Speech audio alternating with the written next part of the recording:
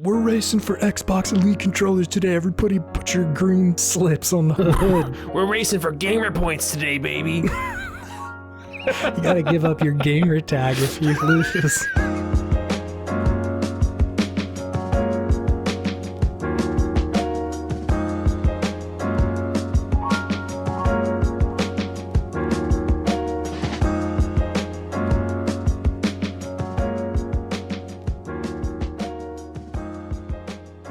Chase. Yeah, hi. Do you know what day today is? Let's see. As we're recording this, you and I, it's December 21st. As the listener listens to this, I think it's, well, depending if they're, a real podhead and listening to it on the drop day. It's the day after Christmas. It's the 26th. But for everyone else, it is, I don't know. Listener, you can shout the date that you're listening to this out right here. Everyone's in a day. But I'm talking about you and me right now. It's the 21st, David. The 21st. Yeah. Also known as the winter solstice, Chase Albee. Ooh, wow, you're Today right. is the winter solstice. It is the longest day of the year.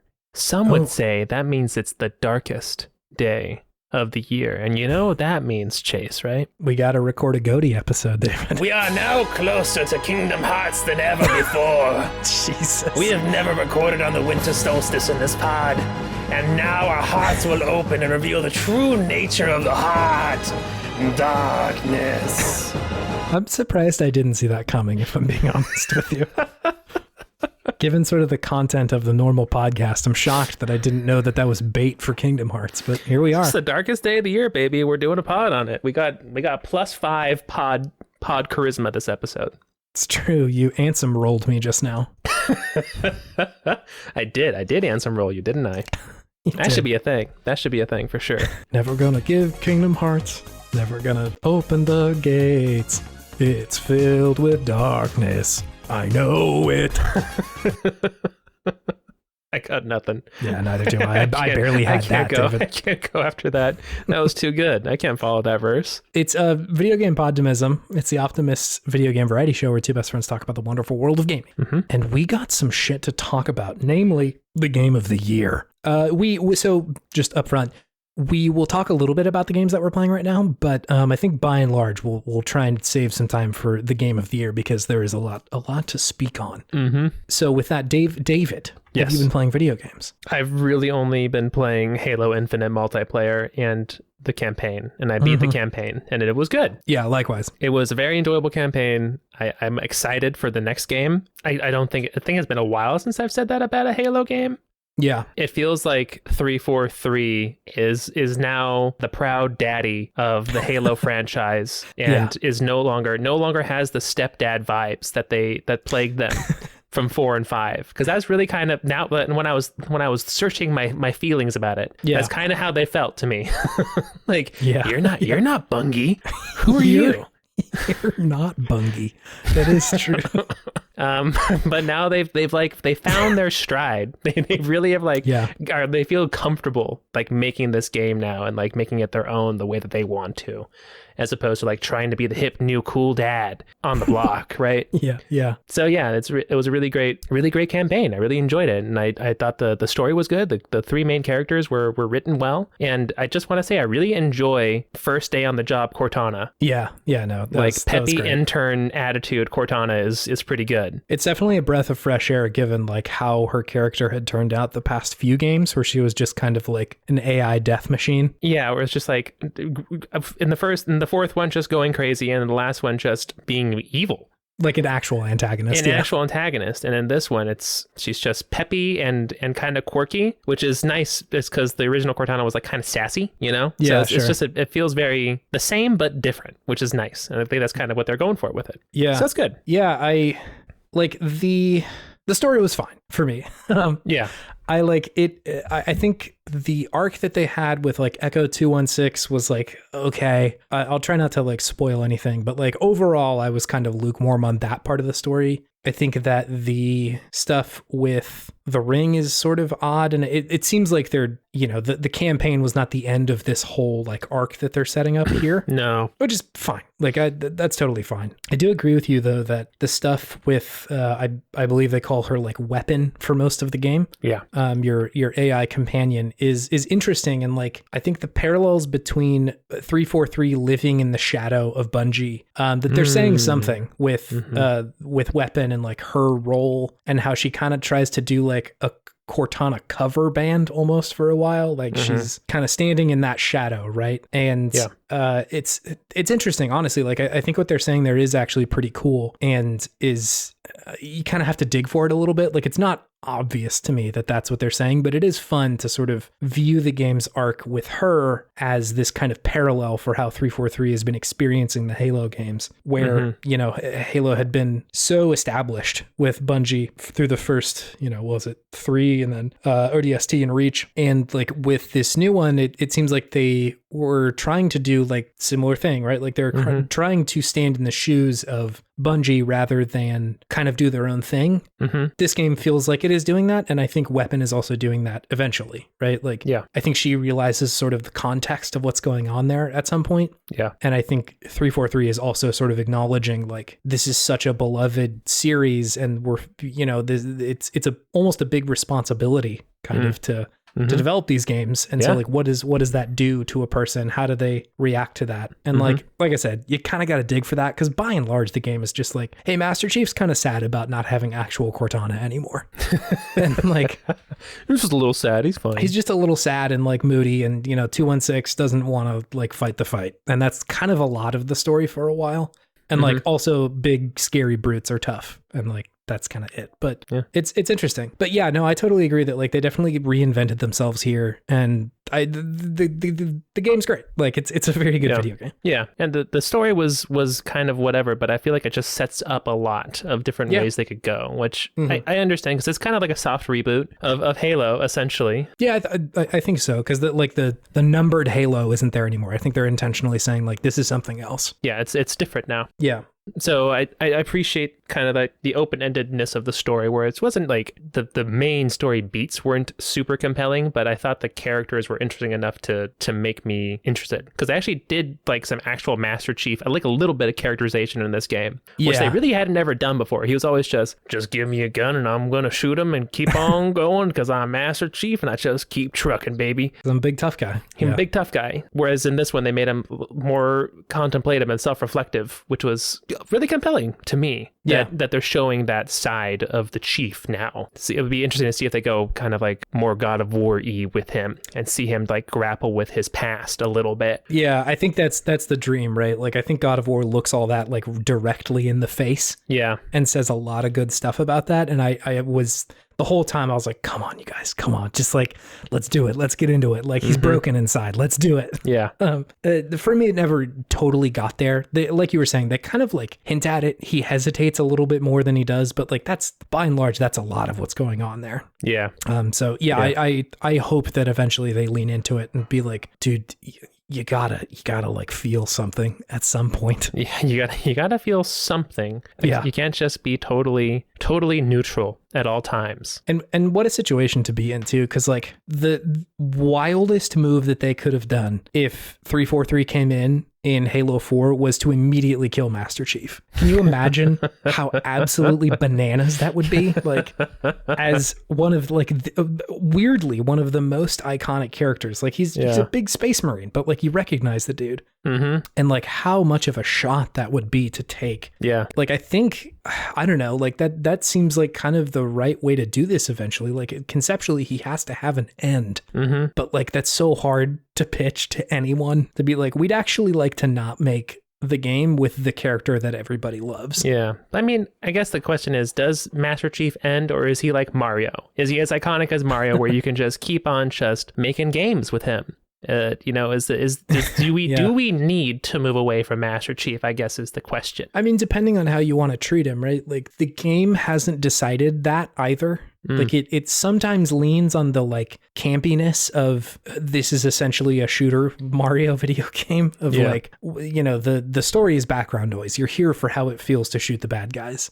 And that's okay. And I think that like, I just want them to acknowledge that a little bit more if that's the direction they want to go, right? Sure. But if they want to tell a for real story and like do something, then I think that like at some point the character of Chief has to like change in some way for it to feel, significant. And he did a little bit with like this one, but not the sort of like seismic shift that you see in something like God of War. Like Kratos is a different person at the beginning of that game, let alone the end of it compared to the rest of the series, So like there's a lot of stuff that changes in there that is like antithetical to who he was in the first couple of games. And so like how do you tell that kind of meaningful change story for a dude who barely speaks, it would be hard. And so I kind of agree with you that like you may not need to like kill him off. You can just have like a Mario dude. But like Mario's ridiculous. There's no need to explain like why he's anywhere that he is. You know? Mario has no pretense of being grounded in reality. Why is he in New Donk City? Because I don't know, he fucking is there with his big flying machine. Like, it doesn't matter, You're not here for a reason. You're here to jump and do some cool backflips. Twirls, like and hear a Yahoo, and you do it, and it's great. It's fine. You feel great about yourself. That was my game of the year last year. Was Mario Odyssey. Yeah, it's true. But yeah, I guess the biggest change in this one is that Chief learns to trust again in the end. Essentially, I guess so. Yeah. Which it's still I give them brownie points for doing something with this character. You know. Yeah. Which previously pretty much didn't really happen. No. Yeah, it's true. And again, like we're criticizing a part of the game that I think is not the main part of this video. It's very true. Everything else really good. Unbelievable. The rest of the game is like, Jesus, it's some top quality, good video games. The open world never stopped being fun. The shooting never stopped being fun. I beat the game and immediately was just like, well, I'm going to do all the things now. And like just immediately was like, okay, let's kill all the major bad guys. Let's go through every single like forward operating base. Let's save all the dudes. Like had to. And it's always fun. It's always really good. You didn't do that before you beat the campaign? No, there's and this is kind of not like a total spoiler, but there's a part in the game where if you continue to do a mission, it sort of like locks you into the end game. I thought I was probably like halfway through, and then like it was just mission after mission after mission. I'm like, oh, I think this is like the rest of the game is this, which is fine. I think like I didn't take the time initially to suss out like, am I going to be able to come back from this? Is this kind of the end of it? Which is fine. Like, Halo's always been pretty linear, so I don't think that was too much of a shock. But I didn't do it all at first. No. Well, it's really good to do it. It's fun. Yeah. No, I'm sort of glad that they let you go back and do that shit, because it is fun to do afterwards. After you're like, I'm just totally kick ass. Yeah. You're like, I beat everybody in this, all the bosses. You punks are nothing. You punks are nothing. Yeah. Good video game. Good video game. And I think that's about it. I played Rocket League for a hot second. Yeah. I played Hades for a hot second. Shocker.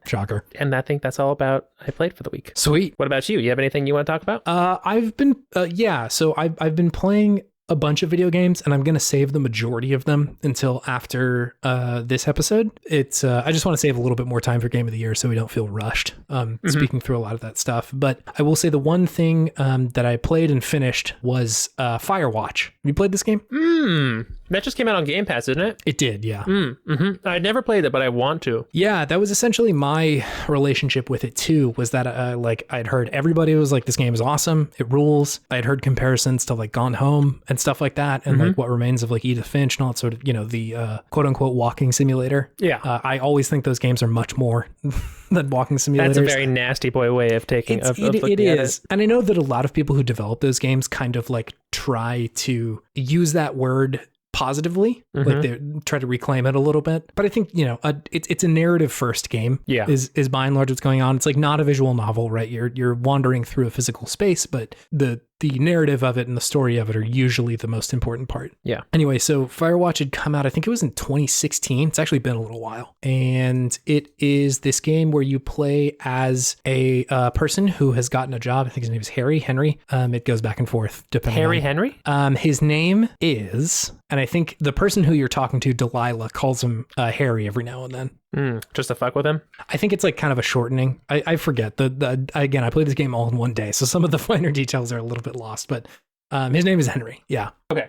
You're playing as this dude, Henry, who has recently taken a job as a fire watcher, one of these like people who go out into the forest to like stay in these very tall towers to like watch and make sure the forest isn't on fire, or if there is, that they report it. And yeah, you go through essentially the summer. You get there kind of, you know, early summer, and you play through a handful of, like, I guess you could call them levels, but it's like, you know, you play your first day there and you play your second day there, and all of it's like very scripted. All this stuff is happening like through, you know, there are plot beats that you're playing through, I should say. Mm-hmm. And, you know, there's a little bit of like jumps every now and then where it's like, okay, now this is your 50th day or this is your 80th day or anything like that. Sure. It's a good fucking video game. Like, mm-hmm. I think I'm coming to this party very late because I know a lot of people who have said for, I guess at this point, like 5 years that this is a really good video game. Mm-hmm. And those people are correct. It is a very good video game. I can confirm they are correct. Essentially, the way that the story plays out is that you have this like walkie-talkie that you're talking to your, I guess, coworker on. Her name is Delilah. Mm-hmm. And you will just like essentially wander through the forest and interact with her by holding your like left trigger, which is, you know, it essentially opens up the walkie-talkie, and then you can choose from certain like dialogues things. So, you know, if you see something weird, a little prompt will come up and say that you can say something to Delilah about that. Mm-hmm. If she says something to you, you get a little dialogue response, and you can change that. And the game just does like so much with kind of it just doesn't have very much as far as like, you know, there's not a ton of crazy assets in this game. Like the forest all in all is not gigantic, and you don't really run into other like characters. You're mostly just talking to Delilah. I think where mm-hmm. the game really shines is the voice actor and the voice actress who play these two people are just like incredible. They have such good like back and forth. Yeah, great chemistry. They have phenomenal back and forth with each other. They're both like really selling the lines that they're saying. Mm-hmm. The opening of the game hit me like a ton of fucking bricks. Oh, it essentially, you play through, I think people would call this like a twine game, mm-hmm. where you're essentially just like making selections through like text based formats, and it's like it's pretty, right? Like it's not just like, you know, black screen with white text and you're choosing shit. Yeah. They've got sort of, you know, great, cool looking gradients on the background. Yeah, like, it's got some purpose put into it. Yeah, and it essentially outlines your relationship with your wife, Julia.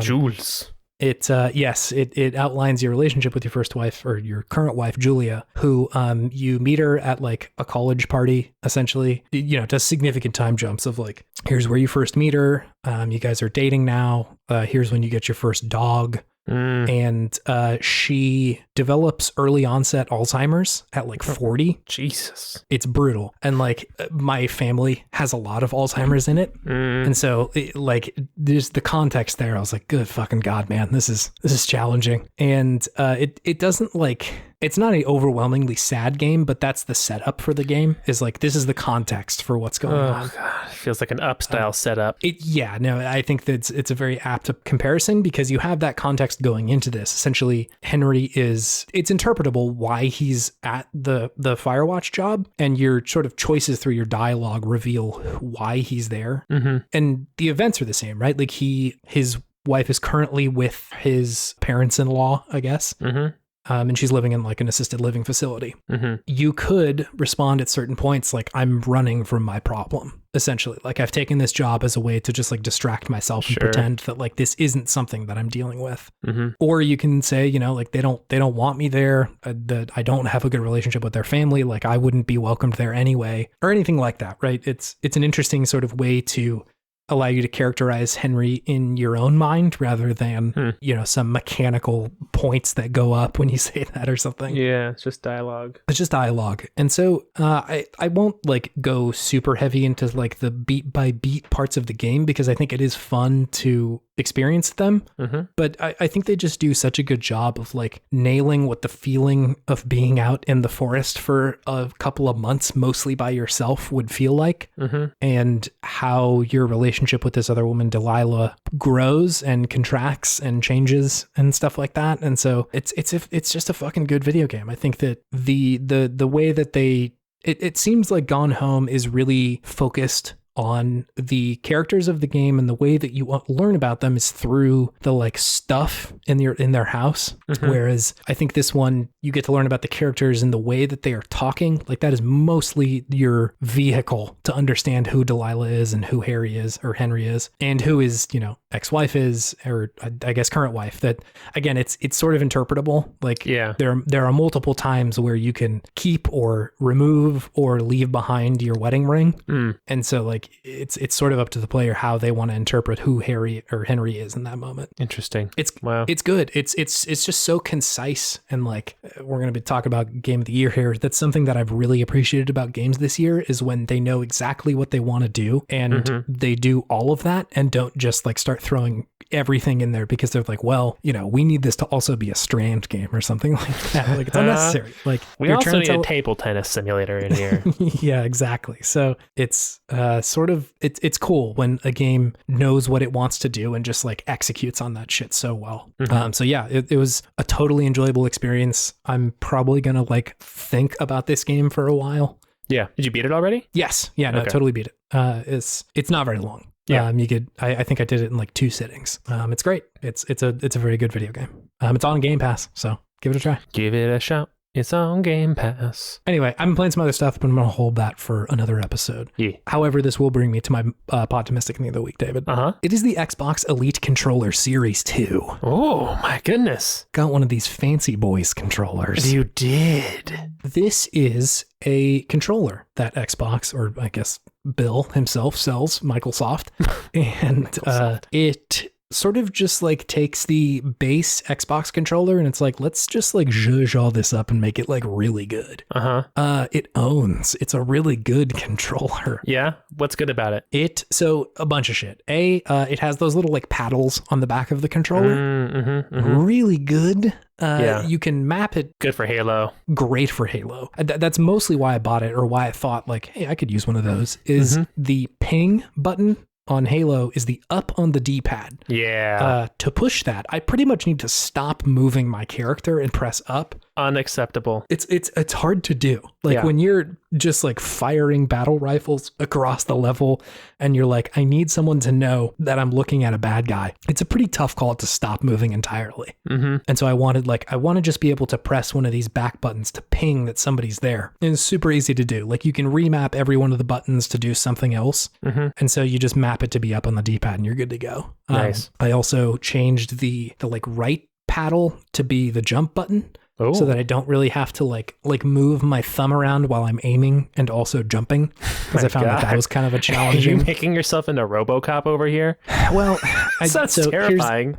The dark truth is, I bought this controller, remapped everything, and did much worse in the game. You just got to get used to it. I think that's the thing, but I was like, I'm not playing at my peak at all. Like I'm very bad right now, but I think it's just like different. So there's 4 paddles on the back. You can remove any of them. So if you only want one, you can just have one on there. Yeah. It's all just like magnetized shit. So it's very easy to remove.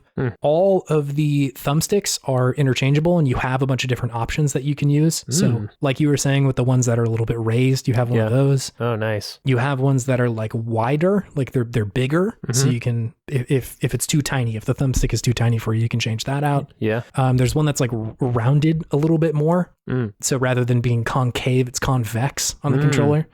And a whole bunch of shit like that, where it feels wildly customizable. Not to mention the like tension on the sticks themselves. I think they feel analog to a way where it's like, it feels really weighty when you are pushing it around, to the point where like when you remove it, it feels like it snaps back to the middle of the controller like really well. It just feels, it's a really like tasty controller. Nice. It is totally superfluous, and you don't need it to play any video game. But like, it's just like, why not? It's like you're going from like, I have a Honda Civic, to like, I'm driving a Bugatti, because that's what I want to do. This is the Bugatti of controllers. God damn. I woke up in a new Bugatti. Unfortunately, it is, because it is quite expensive. It's an expensive controller. How much was it? It's $170. $170? It's an expensive controller. So like, this was my Christmas present from Emily House. I was like, I'm never going to buy this for myself, but like as a present, it works great. That's great. So Yeah, it's a really good controller. It also pairs incredibly easily. It has a bunch of different profiles that you can set on it. So if you want to like have your Halo profile, your Forza profile, it's literally just a button click that you can switch between them. So it's phenomenal. Nice. So I mean, if you got money to blow, that's a really good controller. Yeah, awesome. Very cool. Do you have anything fueling your sense of optimism today, David? I do, but now it seems fucking peasantly compared to yours because mine was back paddles on a controller. Yes. Because I got this cheapo little wired controller that's an Xbox controller and has back paddles on it, and they can customize things. And I did the same thing. I put the up on the D-pad on the back, and then I put the sprint on the back. I only got two. It doesn't have customizable rims, and it doesn't have fucking T-Pain waking up inside of it. Shit like that. Yeah, it doesn't have spinner rims on the side of it. It doesn't have, it's not featured on the cover of Need for Speed Underground. It ain't cool like yours, but it still was good. It still made me feel good. Everybody remembers the cover of Need for Speed Underground where there was a Nissan Skyline, a Honda Civic, and of course the Xbox Elite Controller Series 2. And with neon lights under it. And everybody surrounding the controller. The car is in the background. The important thing is the controller there. We're racing for Xbox Elite controllers today. Everybody put your green slips on the hood. We're racing for gamer points today, baby. You gotta give up your gamer tag if you lose. Oh man. Would you ever 1v1 someone and be like, if you lose, you give me your gamer tag and I get all of your fucking achievements ever? I would have to have such a rivalry with someone to do that. Because again, it's just fucking points. Who cares? But it's the same account that I've had since Xbox 360. Yeah. Not just the points. It tells me, hey, the first game you played on an Xbox 360 was Perfect Dark Zero, and they're correct. That is a wild historical artifact that I've got. Sure is. But yeah, maybe if me and fucking Chem Six Strings were at each other's throats, then we'd have to play for green slips. Play for greens. Play for greens. What happened to your original Xbox account?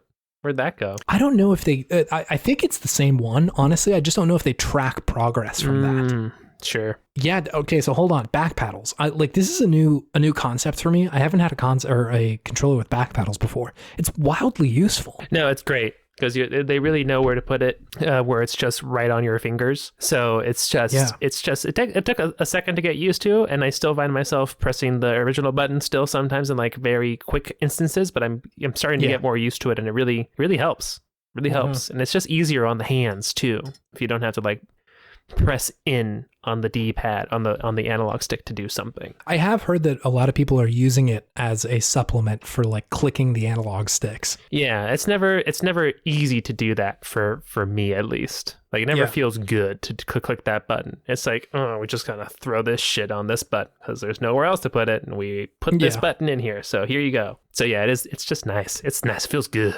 Yeah, I assume the zoom that you use, or at least I'm using the old man settings on Halo's controller where zoom is still mapped to the right stick. Oh, you still use that? Yes. Oh my goodness gracious. I couldn't get down with the zooming on the left trigger or whatever. I was like, that is throw a grenade, my man. I cannot unlearn that particular mapping. That I respect the shit out of that. I really do. I really respect that. I'm sure I could learn it, but I'm I've got literally 20 years of muscle memory that I would like to not undo at this particular moment. Yeah. No, that's real. Yeah, paddles, awesome. I haven't tried it yet. Hasn't it been that way since Halo 3? I don't think so. I think they've mostly kept the zoom in on the right stick click for quite some time. Call of Duty's been that way for a long time. Yeah, they were the OGs to do that. Yeah, which feels right in that game. But when I'm playing Halo, my brain is just switched into Master Chief mode, and I can't do anything but huck a grenade with that left trigger. This is Chief mode, baby. We're racing for greens. Racing for greens. Sick. Do you want to move on to our main thing? Yeah, let's do it. Great.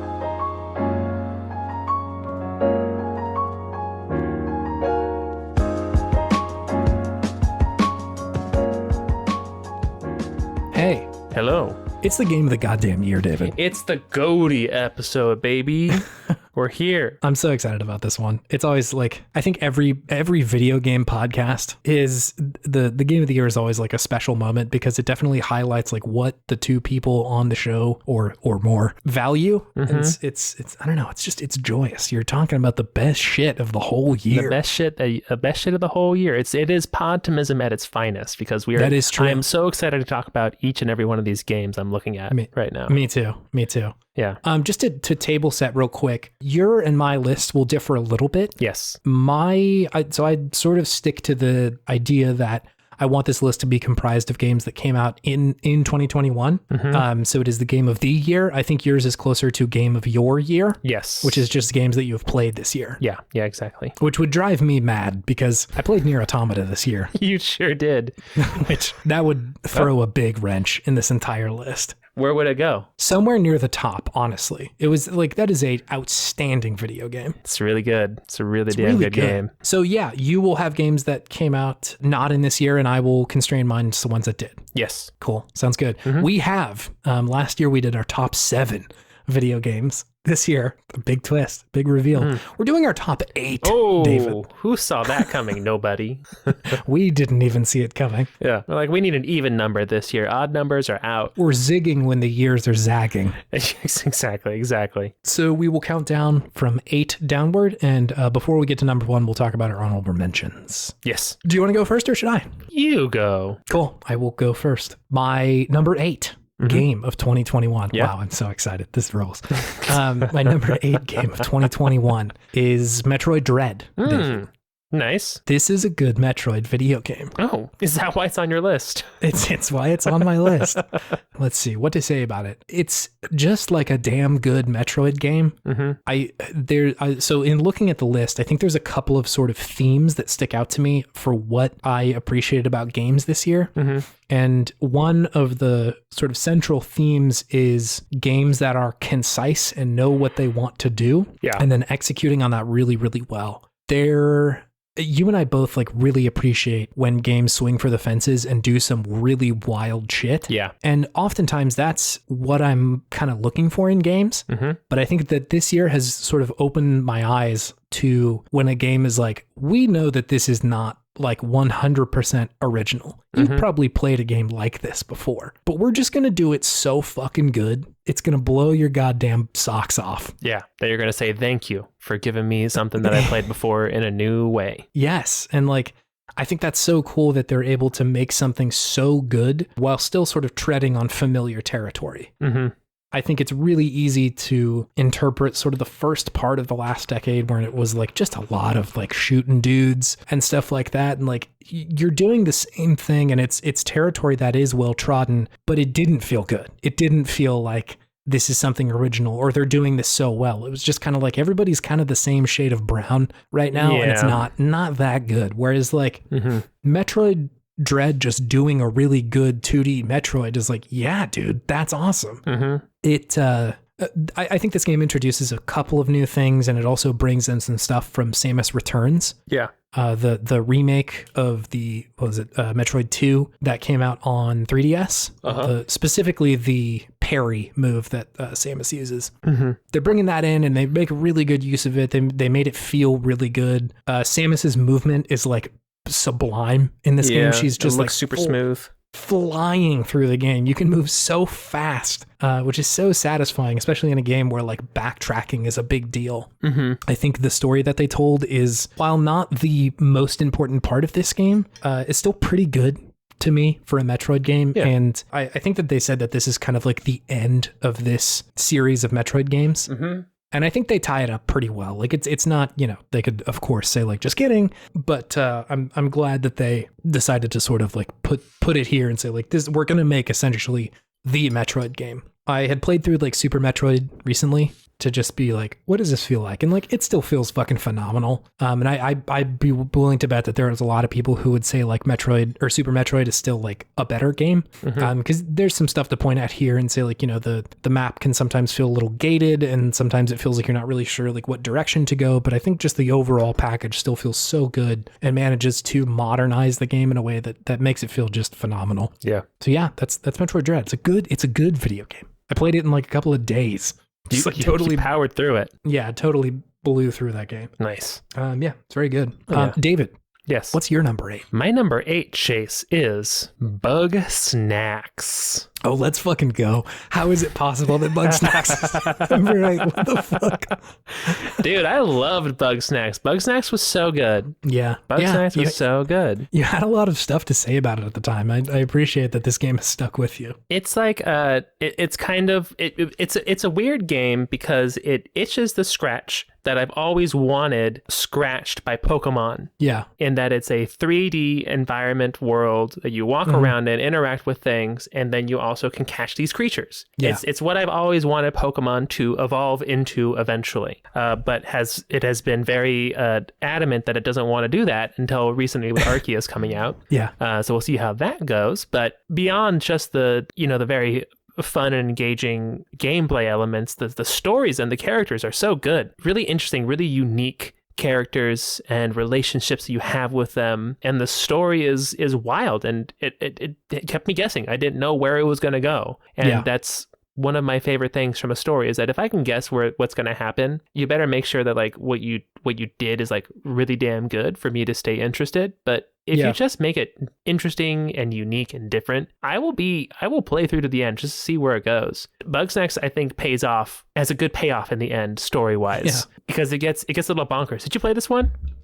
No, I didn't. Gotcha. I should, because your description of it is pretty compelling, and especially when you played it at the time. I think I did look up what happens in the story at some point, because I was just like, I'm so curious for what's going on here. It's a very adult story with this veneer of a children's game, which is it's a fun dichotomy. And once again, that does kind of harken to me as being like, this is something that I'd hate to keep on like semi-roasting Pokemon, like, but Pokemon could be if it wanted to be, right? Yeah. Like veneer of a children's game, but an adult story and themes and elements underneath it that can appeal to all sorts of folks. I definitely don't think that that's like necessarily a dunk on Pokemon, because like Pokemon does, it is very comfortable with doing the formula that it has been doing for quite some time. And I don't think that that's a bad formula, because I still really like the Pokemon games that are coming out. Yeah. But I think it is just like a sheer fact that the formula has remained pretty steady for quite some time. And so it is interesting. Yes. And so like it is cool to see a game take some of that and twist it a little bit. Yeah. And like I think that probably is what people should be looking for when they're saying like, come on, Pokemon, like do this or do that. I need you to change to this thing over here. Like there are other games doing shit that you want. Exactly. Like, it's just not made by Game Freak. Yeah. I mean, you can't battle your Bugsnax, although they're going to make a sequel, and that would be cool if you could battle your Bunger against a barbecue Bunger. Yeah, absolutely. See who comes out on top. See who comes out on top. Which one's going to be well done at the end of this? Jesus. Sorry, I had to do it. Had to do it once. Okay. Had to do it once. Had to do it to them. Had to do them. Had to do it to them one time. Is that what it is? Had to do it to them one time.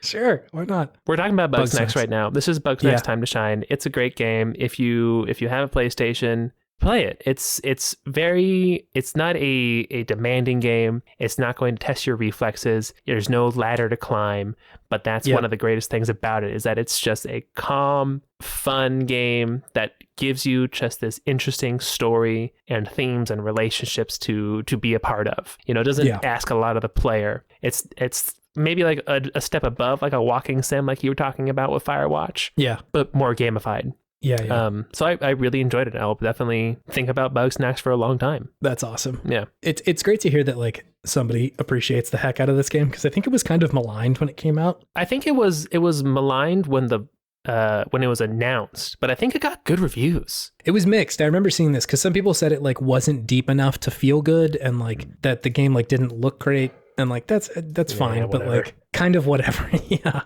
That's great to hear that it's like it actually kind of rules. I liked it. I liked it quite a bit. What is your number 7? Let me tell you about my number 7, David. My number 7 is Dyson Sphere Program. Oh, it made it on. I couldn't not. I think I did have to do it to him. Okay, so I have Dyson Sphere Program number 7 on my list, and there's like Satisfactory is just kind of hanging out. like in the background back there. Just like the bridesmaid, never the bride. Satisfactory. Yeah, like Satisfactory's hanging out. Timberborn's like maybe there too. A game that I didn't talk about yet, but I will next time. Factorio is also there. I didn't know that I liked these like automation games this year, and in the past couple of months, especially if you've listened to this podcast, you will note that I love these games now. Yeah, they're really fun, and I like love the sort of arc of going through a place that is like untamed and has a bunch of stuff that you can interact with, and moving from having nothing into building like these gigantic structures and bases and all sorts of shit. Satisfactory came out in 2020, and it is early in early access. But I kind of wanted to like not put that up as a 2021 release, because like in most of 2021 it was just putting out like, here's major update blank. You know, debatable whether or not this game came out this year, but like I sort of want to mark a game as either coming out when it entered early access, if it takes a long fucking time, or when it has exited early access. And Satisfactory did kind of neither of those this year, which is fine. But I think I that was my entry into this genre, and so like I kind of hold it to high regard. But Dyson Sphere Program is also like outstanding. It's a very good video game. Yeah, you said this one said like a little bit more about, had something a little bit more to say, or did Satisfactory have a little bit more to say? Satisfactory was a little bit closer to saying something, but both of them are deeply sparse as far as message and story goes.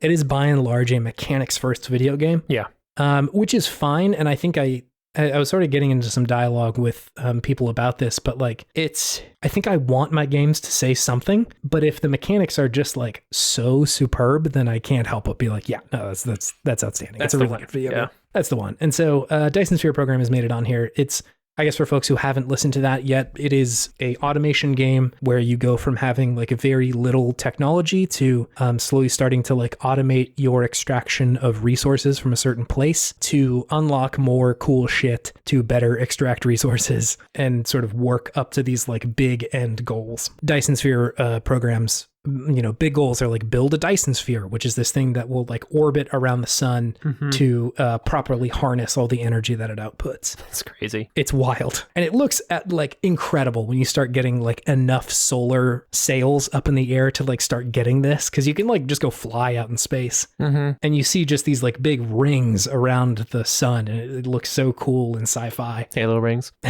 yeah, essentially. It's just great. I found myself really enjoying this kind of game. And I think, for the GOTY, I didn't want to at least nod to this genre because it was really a new discovery for me. And these games are something that like whenever I go on the community pages or the places where people are talking about this, like people love these video games. Like it seems like the kind of person who likes Dyson Sphere Program loves Dyson Sphere Program or any game like it.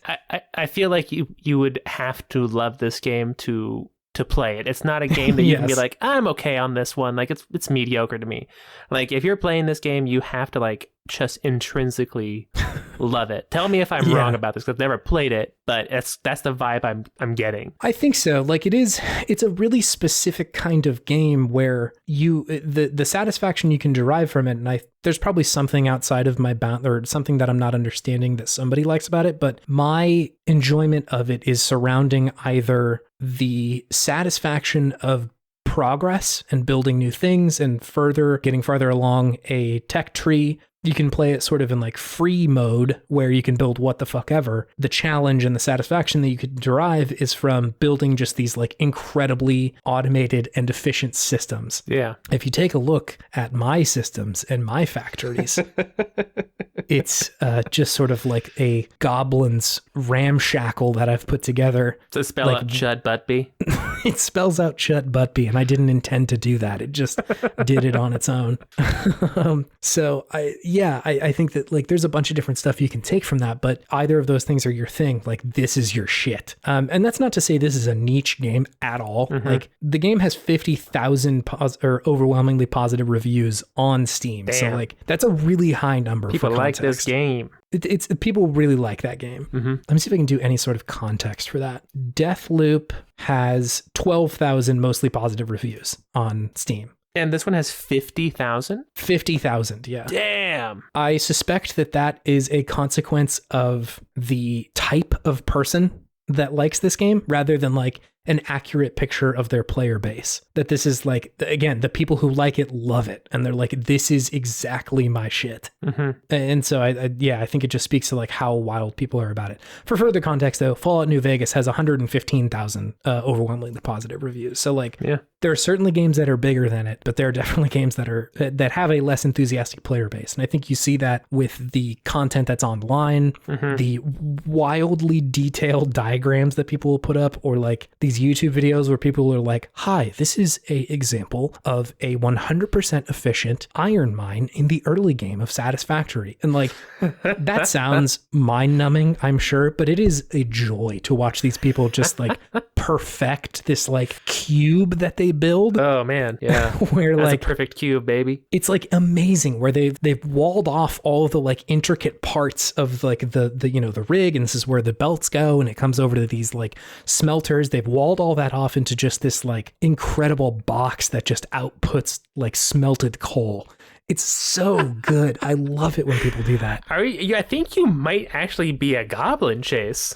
There's a possibility that I anamorphed into a goblin, that is my new form. Talk about how good it is to watch somebody else smelt some iron perfectly. It's not about the smelting, baby. It's about the efficiency. I understand. I understand. There's also these like incredible series of videos where people just like try and break Satisfactory, and it is so good. Where like they try and make the least efficient versions of everything. God, it is such a fun community that they have. Anyway, Dyson Sphere Program is my number 7. It was a great game. It still is a great game. Nice. In fact. Nice. What's your number 7, David? My number 7 is Psychonauts 2. I was wondering where this was going to make it on your list. I enjoyed this game. Yes. This game was quite good. You beat it, right? Yes, I beat this one. It was a rare game that gets stuck in development hell, as they call it, and comes out the other side still a good game. Yes. For that fact alone, I applaud it, because that almost never happens with any sort of media. The longer it takes to make,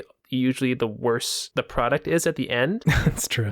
Whereas this one was legitimately good. It felt like a legitimate legitimate next generation experience. With the graphics and everything and the gameplay. The story was wacky and fun. I don't know if a Psychonauts story is quite as groundbreaking nowadays as it was when it first came out. I think the bar has just been raised a lot storytelling wise since the first Psychonauts came out, but I still think there is a nice niche that this story fills that has been missing. This kind of Tim Schafer type of humor and storytelling that is unique to him, that it is quirky and weird and auteur-ish. It's a style that's so uniquely and wholly his own that anyone else who attempts it, it's just going to be seen as you're just copying Tim Schafer. And I really appreciate that in almost any media, and especially in games, that one individual's passion and creativity can come through so clearly. So some genuinely funny parts in this game. Some really amazing level design. Truly, some of these levels are mind-blowingly gorgeous and intricate and detailed. They really do justice to the big draw of the first game, which was all the different mines that you go into and how varied they are, and how every single level is very different. And the gameplay was good. It definitely felt a little dated in some points, but I think that's hard to totally retool the base gameplay of the game for modern times. And I think they do a good enough job where it doesn't feel like stale, but it definitely feels like, okay, I've done something similar to this many times before in the past. But I found myself really enjoying this one. It's a breath of fresh air. It's unique, it's different, it's interesting. The gameplay is good. The story was engaging until the end, and it just had a couple good laughs in it as well. It was a joy. It was a joy to play. I definitely appreciate that they took a harder look at how they were telling a story about like somebody's mental state.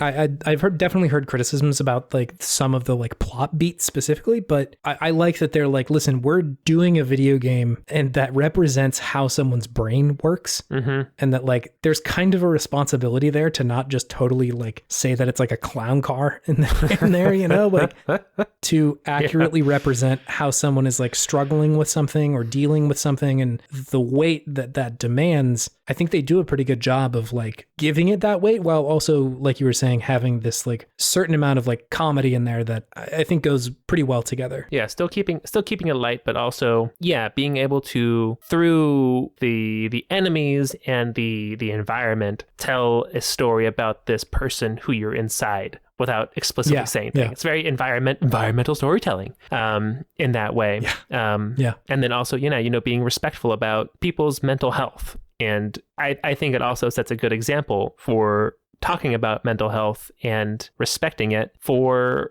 people who play the game. And maybe some of them are impressionable young folks who will take something positive away from that. Because there are some moments in the game where you make poor decisions as the main character, and pretty much tells you like, that was a pretty fucked up thing to do. Yeah, you can't just do that. Yeah, you can't just do that, which I think is good. Sandbox games are great in their own way in that you don't have that, but for certain things, it is good to have that little slap on the wrist. Bad, don't do that.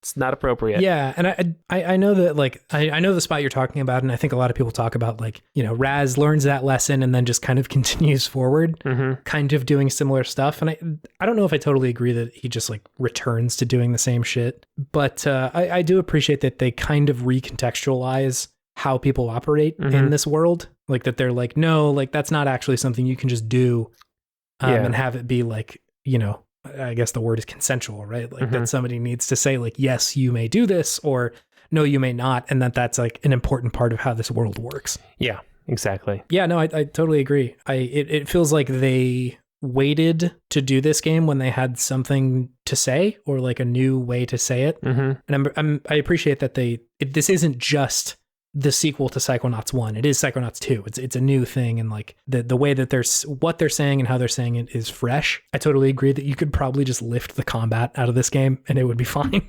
Yeah. I'm sure somebody would be like, no, I like that part, and that's fine. But like, I almost didn't need it. So like, I dropped a lot of the difficulty down almost immediately. I agree. I didn't think the combat really added much of anything to the game, which is sad to say. Like, I think it just feels a little dated, and what kept me from really enjoying the game more. But it was everything else. It could have been a walking simulator and still been good. There's plenty of stuff in there with like the powers and stuff like that you could use. And I think some of the platforming may have been a little wonky, but the platforming can feel good. I think just in parts it didn't, right? Like there have been other platformers recently that like feel good. And so I don't think that that's necessarily something that is totally dated or I guess even the combat, right? I think all of the implementations of those just sometimes are like, that felt like it was out of 2005 a little bit. Yeah, exactly. It's like, it's not bad, but it shows that it's based off of a game from 2000 something. Yeah. From the aughts. It's true. Yeah, for sure. But yeah, no, I totally agree. It was a great game. Sweet. What is your number 6, Chase? My number 6, David. Wow, just flying through the list. Love it.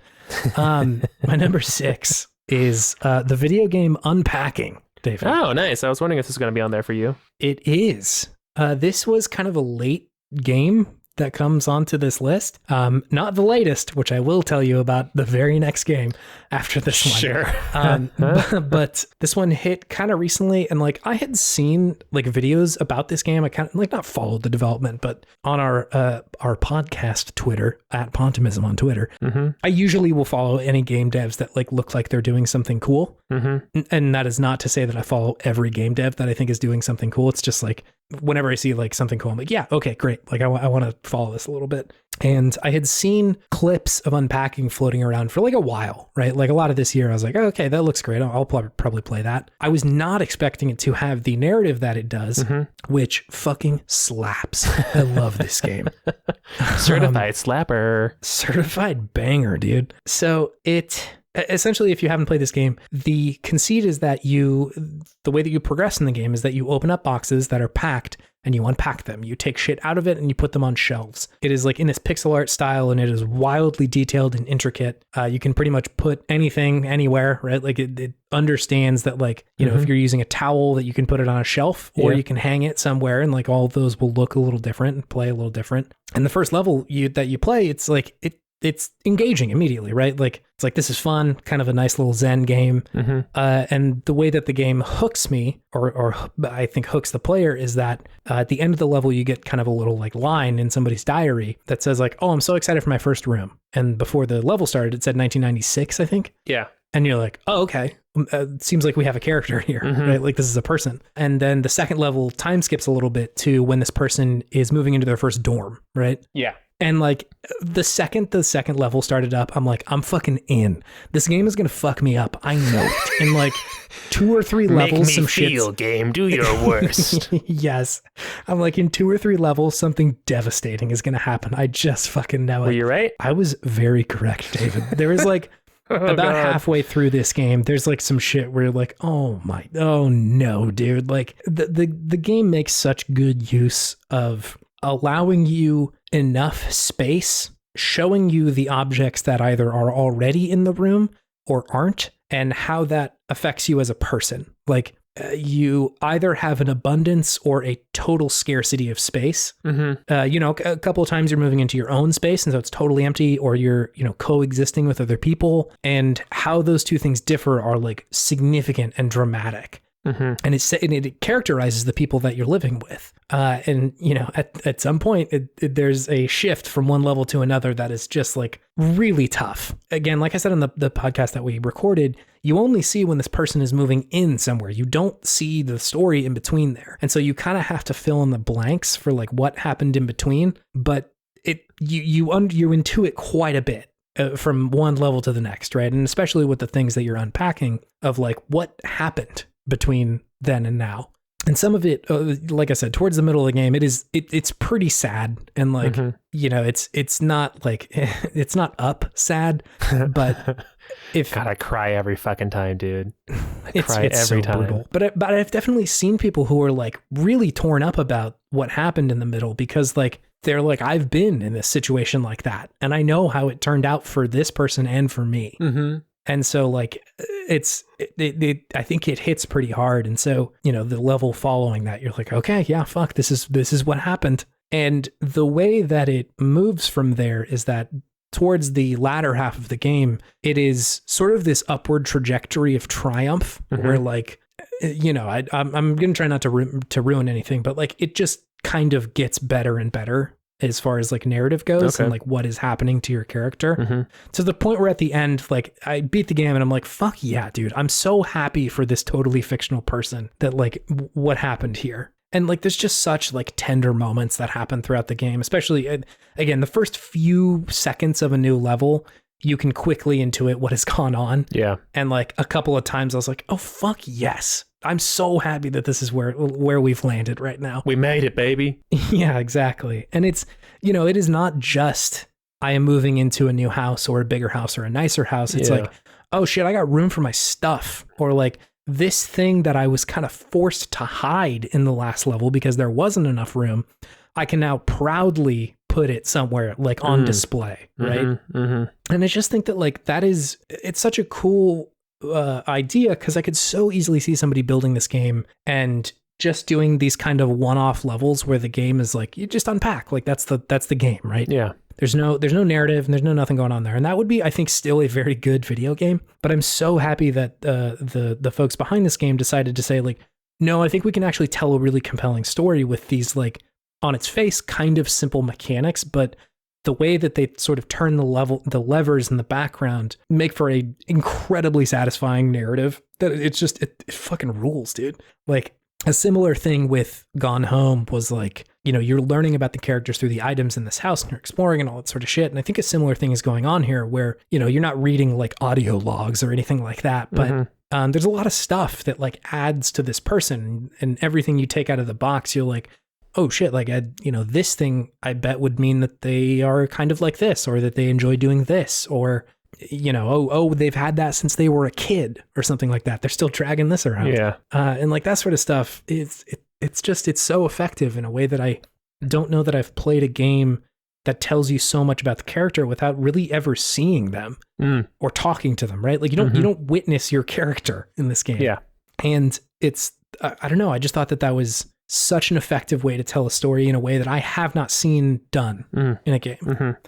It was fucking good. It's also, again, same theme, concise. Yeah. The game knows exactly what it wanted to do, and it did that shit so well. There you go. Didn't add a bunch of extra shit on top. Didn't like reach for more stuff that it doesn't need. Yeah. It's just like, no, I think we've got a great idea for what this is, and we're gonna fucking do it. And they did. Nice. I love this game. I'm gonna play the shit out of that one. It's good. It's definitely worth it. It's on game. It's on Game Pass, so worth it. Cool. What's your number 6, David? My number 6. This is a good segue. Everything you said about being concise is the game is the opposite of that. It is Forza 5, Forza Horizon 5. Hell yes, let's go. But even despite that, it's still really fucking good. This is quite a good game. This is the most fun I've had with a racing game in quite some time, and I love racing games. Really, really like racing games. This one just the gigantic, seamless open world that you can drive through, and how detailed and beautiful it is, and how varied the environments are. All the cars. You got dirt cars, you got big cars, you got little cars, you got Santa cars, you got them all. You got a healthy amount of community creativity with the different skins for cars you can download. Yeah, those own. I got the Mystery Machine. I got a Jurassic Park skin for my Ford Bronco that slaps. It's so good. Oh my god, there's just so many cool ways that you can dress up your cars. It's just like, it really feels like playing with a bunch of Hot Wheels at some times, right? Because you can essentially drive pretty much any sort of famous car ever, because there'll be a skin for it somewhere if it's well known. Yeah, true. I particularly enjoyed driving around the Mystery Machine on the street racing circuit. Yes. And I had upgraded it I'd only upgraded the engine. So this thing is just a rocket that does not have any way to steer or move around. It barely has a steering wheel. Just a button.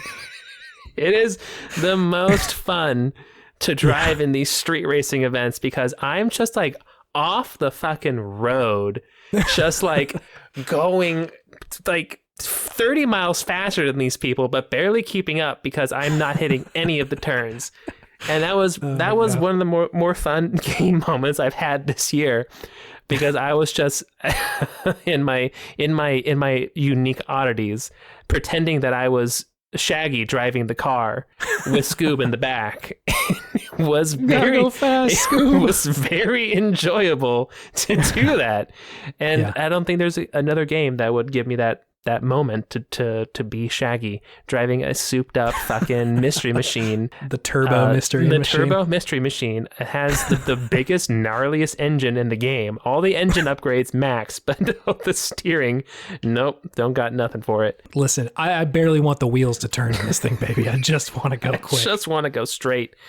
That thing is a drag race master, though. I'll tell you that much. Ain't nobody touched me on that one. But yeah, it's a really game. It's a game that is just fun. There's there's pretty much no story beyond you're a superstar, open up the events and be cool. That's the story, right? So the story is what you put into it, and is just kind of how you drive. So yeah, it's very open, it's very free, it's very freeing, and there just seems to be so much replayability. And I don't know if I'll ever do everything in the game, because there is an overwhelming amount of things to do. Totally overwhelming. Yeah, it is a lot of stuff. I totally agree. This game rules. It's very good. Yeah, it's so good. If you enjoy a racing game, hit it up. Try this one. Yeah, if you like having fun in a racing game, that's pretty much this. Yeah, just flying around, beating your friends' high scores, or at least trying to. Some of the scores Hale does, I have no idea how he did them. Literally impossible to beat. I'm not surprised that Hale finds a way. So yeah, great game. I don't know if I have anything else to say about that one. So what is your number 5? My number 5 is Halo Infinite, David. Okay, nice. Like I was saying, this is the latest in the year release. I pretty much knew since playing the multiplayer, I was like, I bet this game is about to be really good. Yeah. It should be on a game of the year. Mm-hmm. And sure enough, it was for me. It's really good. We talked about this a lot last week. And so I don't want to take up too much time because this was kind of a recent discussion. Yeah. But to put it like simply, the game like reinvents itself in ways that I think are significant and meaningful that allow 343 to sort of occupy their own space. Yeah. In a way that's like, okay, now this is their Halo game. Like Bungie didn't release this game. Yeah. Bungie probably kind of released 4 and 5 a little bit. Like they were developing that game, but they were still sort of like living on their the Bungie shadow high. Was there. The specter of Bungie. Bungie. Darth Bungie. It's the weirdest Sith. I don't know why they didn't let him change his name when he became a Sith Lord. Darth Bungius. Sure don't want it to sound like something cool. Nay, Darth Bungie is the scariest Sith. We have like Vader was pretty cool. You could do something like that. Bungie is what I want to do. Yes. Huh? Strike fear in the hearts of my enemies with a bungie. So anyway, it's just really good. I think the gameplay is evolved. The combat is evolved. The combat is evolved, baby. Oh my god. Call back. Call back. OG Halo heads. To the point where, yeah, it's significant. It just feels really good. Like I said, I want to keep this brief just because we have talked about it so much, but the game owns. I loved playing it and experiencing the video game Halo Infinite. It's a great game. It's a good video game. David, what's your number 5? My number 5 is Hellblade: Senua's Sacrifice. This game is good. This is a good video game. Was I had read a lot about this game before playing it, so I knew that it was, everyone who played it said it was great, that it's a worthy game to play. But even reading all that, I was still very impressed by how good it was because man, this game was so good. Everything about it. It was, going back to what you were saying about concise, it was concise. It knew what it wanted to do and it did it to a T. Yeah. Great visuals, great story, amazing audio design.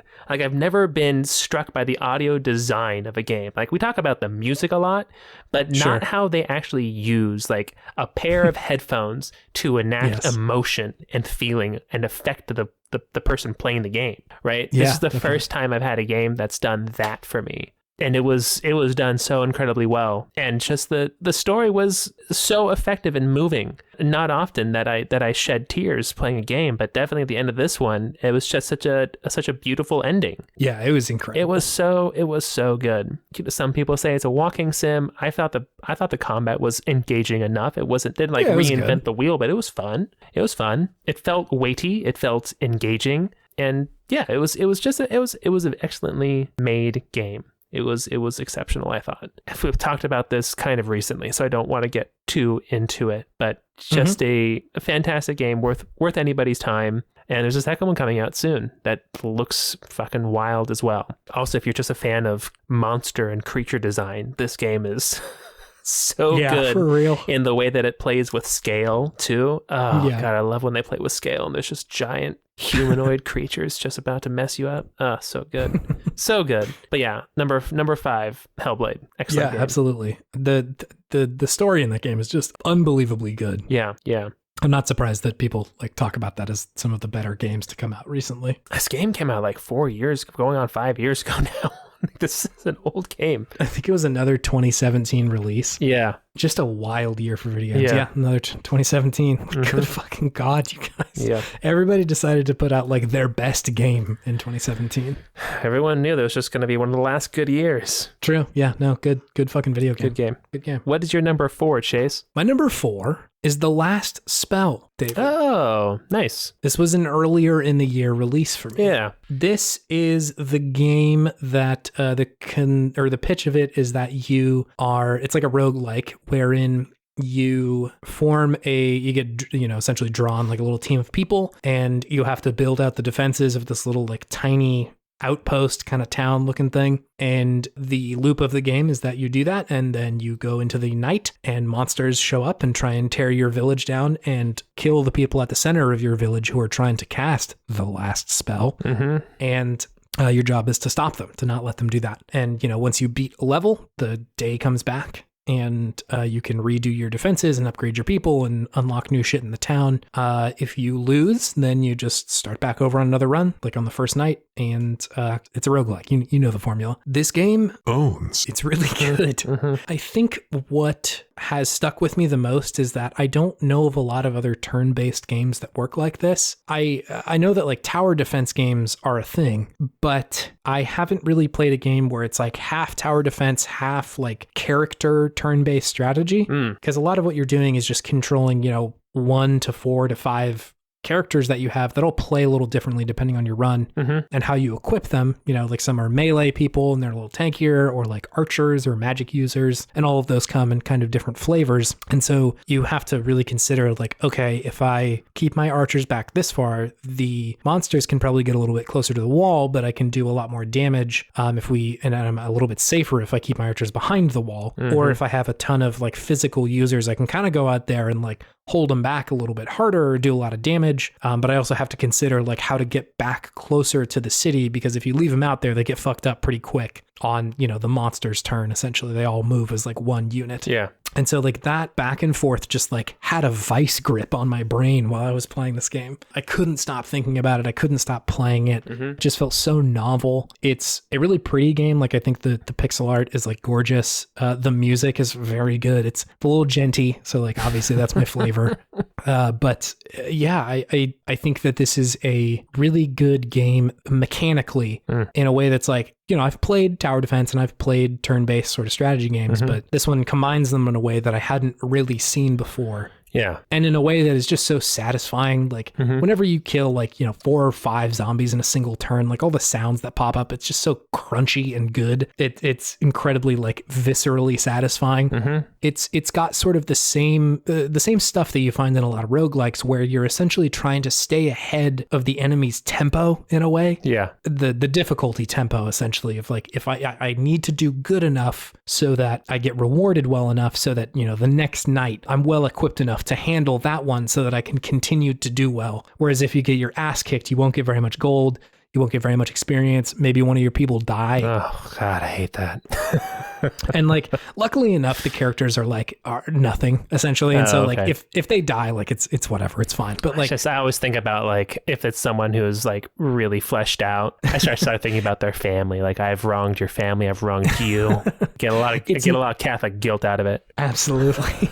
It's not like XCOM where like you have people for a long time. You have the same people for like a run, and oftentimes they're just randomly generated people with randomly generated names and faces and shit. And it's like, whatever. Like, it is much more mechanically impactful that you lose someone rather than narratively. And so if you do any of that and don't get able to do the next thing, then like the next night will be harder because you weren't able to upgrade your people. Yeah. Until the point where it's like, I'm probably not going to win this because, I didn't do very well here. But eventually you're able to be like, okay, I can pretty much crush the first few nights, right? And then you just keep trying to push through to like unlock more meta progression, to do better and learning new strategies and understanding the characters better, to the point where you're able to, actually do it and beat the level. I saw that they had released another level in this game. I spent all of my time on the first one because that was all that was out at the time. Yeah. And like, it's a hard game. This game is fucking difficult. But I think that's what's really compelling about it, is that you're not in the same way that something like Dead Cells is, right? Like, the game is really hard and the challenge is just beating it once, rather than like something where like Hades, where the challenge is beating it over and over and over and over and over again. And so I kind of appreciate that. I think it had its hold on me because it was so challenging. It was really difficult to do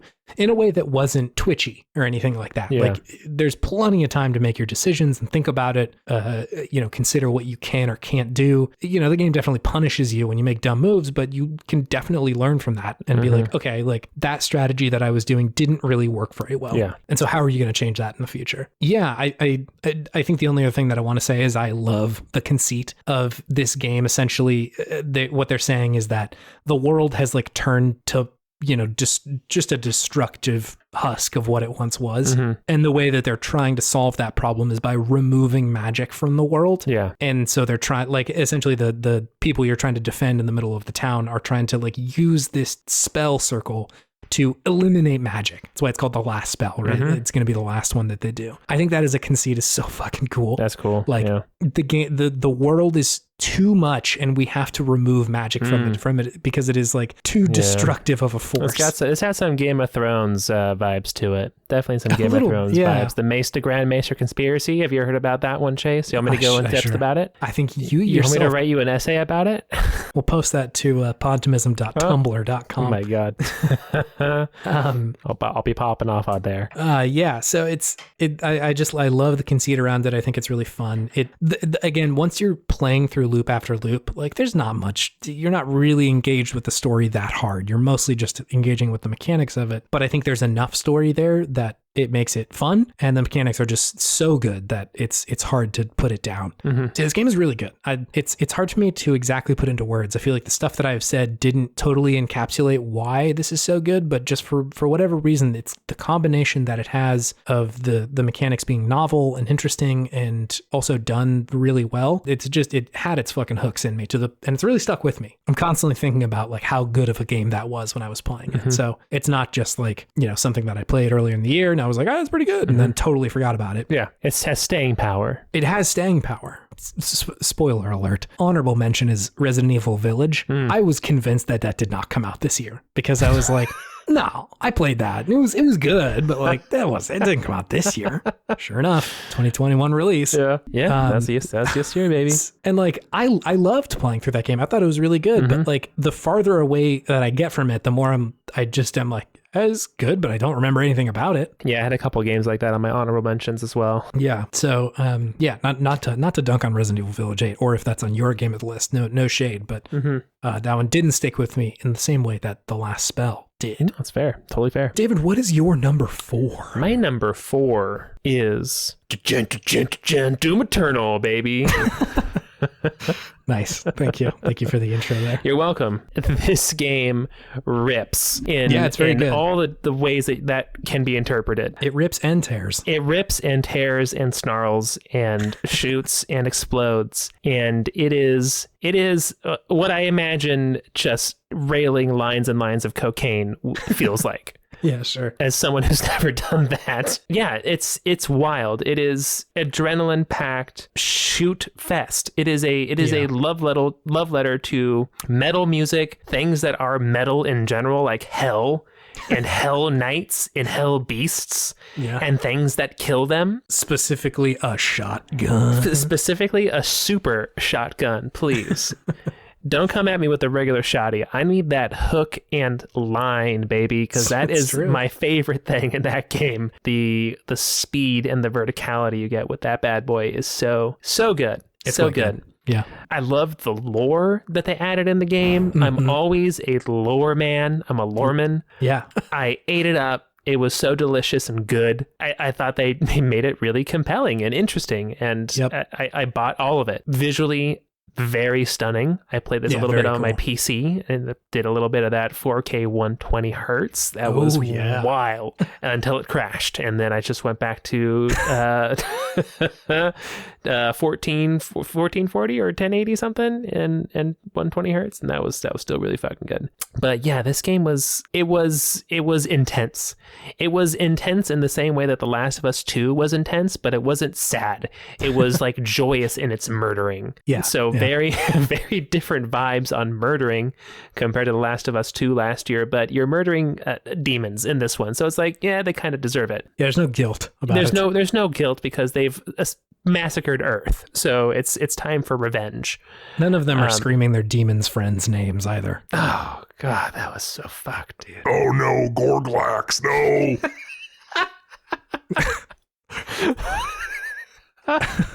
Beelzebub, no. God, you just had a baby. He's my friend. He was my best friend. One of the other demons that doesn't speak just comes over and starts like pawing at it, like. God, that game was fucked up. Anyways, just a really fun experience. Really fun experience. Hard to say much more about it than just feels real good to shoot the shoot the shoots, because that's the game. But I do think that the level design was superb. Yeah. Truly. Like pretty much every level was designed very well to allow you enough room to run around and be frantic, but putting in like certain strategic points where you could try to get to, or places that you definitely didn't want to be that would fuck you up. Yeah. So you definitely had to play the whole the whole level that you were in to succeed well in this game. You can't just stand there and shoot or hide like in Halo. Yeah. It's a very different shooting game than Halo. Yeah, very visceral. Very visceral, very fast. You got to move, you got to jump, you got to run, you got to shoot. You got to keep moving, otherwise you're done. You got to keep doing buttons of some sort, whether it's getting more ammo, getting more armor, getting more health. You got to be constantly doing something. So it makes it almost strategic in that way, which I thought was very interesting, that by speeding up a game, turning it up to 11, that you could then make it more strategic.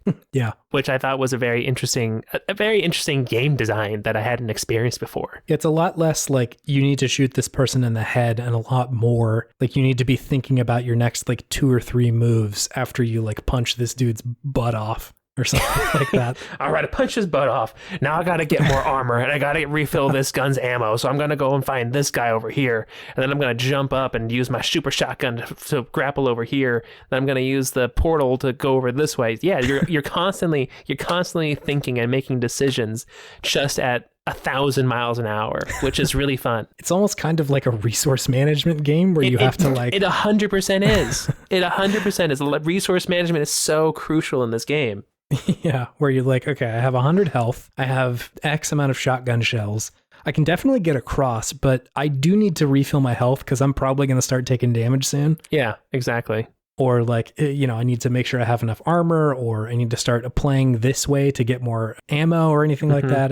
It's a lot less about like, yeah, like I said, can you shoot good enough, and more, you just need to be moving fast and efficient. You need to move fast and efficiently and just collect as many resources as is humanly possible. Yeah. So that you don't run out of ammo and don't die while you're running around shooting things. Yeah. Because if you don't play it that way, you will die. You will not move on. Yeah. So it forces you to play that way, which is it's great. It's really good. It's cool. It really forces you to use every single tool at your disposal, and all the upgrades felt good and useful as well. Yeah. And all the like the flame belcher and the ice gun and all those different like weird upgrades. I'm like, I'm never going to use these. I use those all the time because they all did something that was useful. It was great. Yeah, it's a good video game. Mm-hmm. All right, Chase. We're on to number 3. What is your number 3? Top 3. It's exciting. My number 3 is Ratchet and Clank: A Rift Apart. Ooh. This game is really good. That's a good game. It's a good video game. This is the Ratchet and Clank game that came out for PlayStation 5 this year. Yeah. Like I said, we talked about loving games that take huge risks in game design. But like I said, this year, I feel like a lot of games have just said like, okay, we are not going to try and make a car combat game out of our pre-existing franchise. We are going to take another look at it, see what makes it great, and see where we can sort of innovate and figure something new out. Right? Is that a dig at Jak and Daxter right there, Chase? That is a dig at Banjo-Kazooie Nuts and Bolts, unfortunately enough. Because car combat's so hot right now. So hot right now. I don't think that Banjo-Kazooie Nuts and Bolts is a bad game, but it really does abandon what that game was. Yeah. It takes all the stuff that you liked from the first one, the main verbs and the flavors, like we talked about in that episode about it, and says, you know what? No, we're going to do something totally different.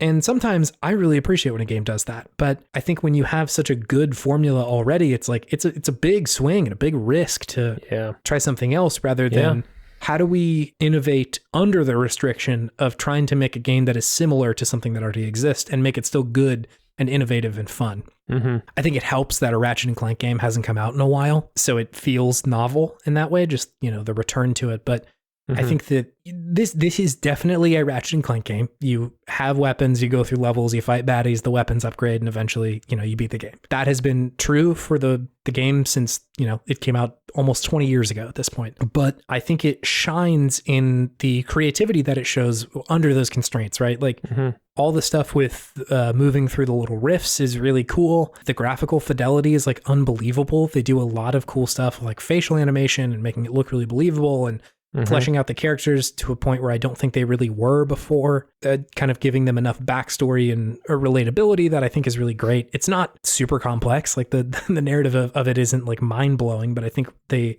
do it really well. It's another sort of Halo thing where like, it just feels good to pilot this video game. Sure. It feels good to shoot. All the levels are just absolutely gorgeous and like built in a way that is fun. The pace of the game keeps you moving along where nothing ever feels like, oh, this level stinks, or I've been here forever, or I can't figure out what's happening. All the different kind of like micro genres that the game ends up tackling from one level to the next, whether it's, these big sprawling zones where it's like much more naturalistic and you're fighting these gigantic monsters, to much more close and damn near like horror levels where you're running from like one thing that will just kill you if it finds you.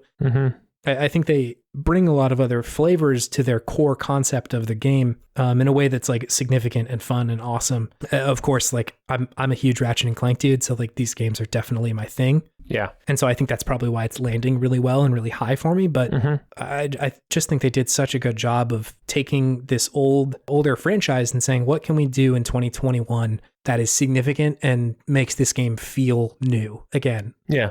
Because I played the remake they did of the first one and like, it was fine, but like it wasn't earth shattering. Right. No. And it goes to show that like this game is doing more than just looking pretty. That there's a lot of stuff they're doing with the level design, the gun design, the narrative, all that sort of stuff, the pacing, everything. They've taken it all and just done it so well, to the point where like, they could keep putting out sequels. There's probably, another good game down the road. But I'm just so happy with this one singular thing that I'm like, yeah, that was just unbelievably good. It's I could go on and on about, every little thing in this game, but it's good. It's good video gaming. It's good. It's good gaming, baby. It's so good gaming. It felt like a roller coaster in like the best way possible. Sometimes literally. Yeah, they definitely played with speed and the environment in that way, which was fun. Yeah. That's my number 3. What's your number 3, Nice. dude? My number 3 is Halo Infinite. Oh damn! Hell yeah! Number 3, baby. I really liked this game. It's quite good. Yeah. And I think I really do think that this is the culmination of what Halo's always wanted to be. Yeah. An open world game with a very useful and fun to use traversal tool in the grapple hook. So yeah, the campaign is really good. The world was it was kind of one note. True, I've seen that criticism online, but yeah, I don't think that's bad. I still think there's a lot to be enjoyed from this little piece of Zeta Halo that you get to be on. I enjoyed the performances by the voice actors. Yep. The story was kind of whatever, but it definitely sets up for the next iteration of the game and the continuation of the franchise, which I appreciate. And I understand, like, if you're doing a soft reboot, you kind of have to just leave things pretty open-ended at the end to see where things go.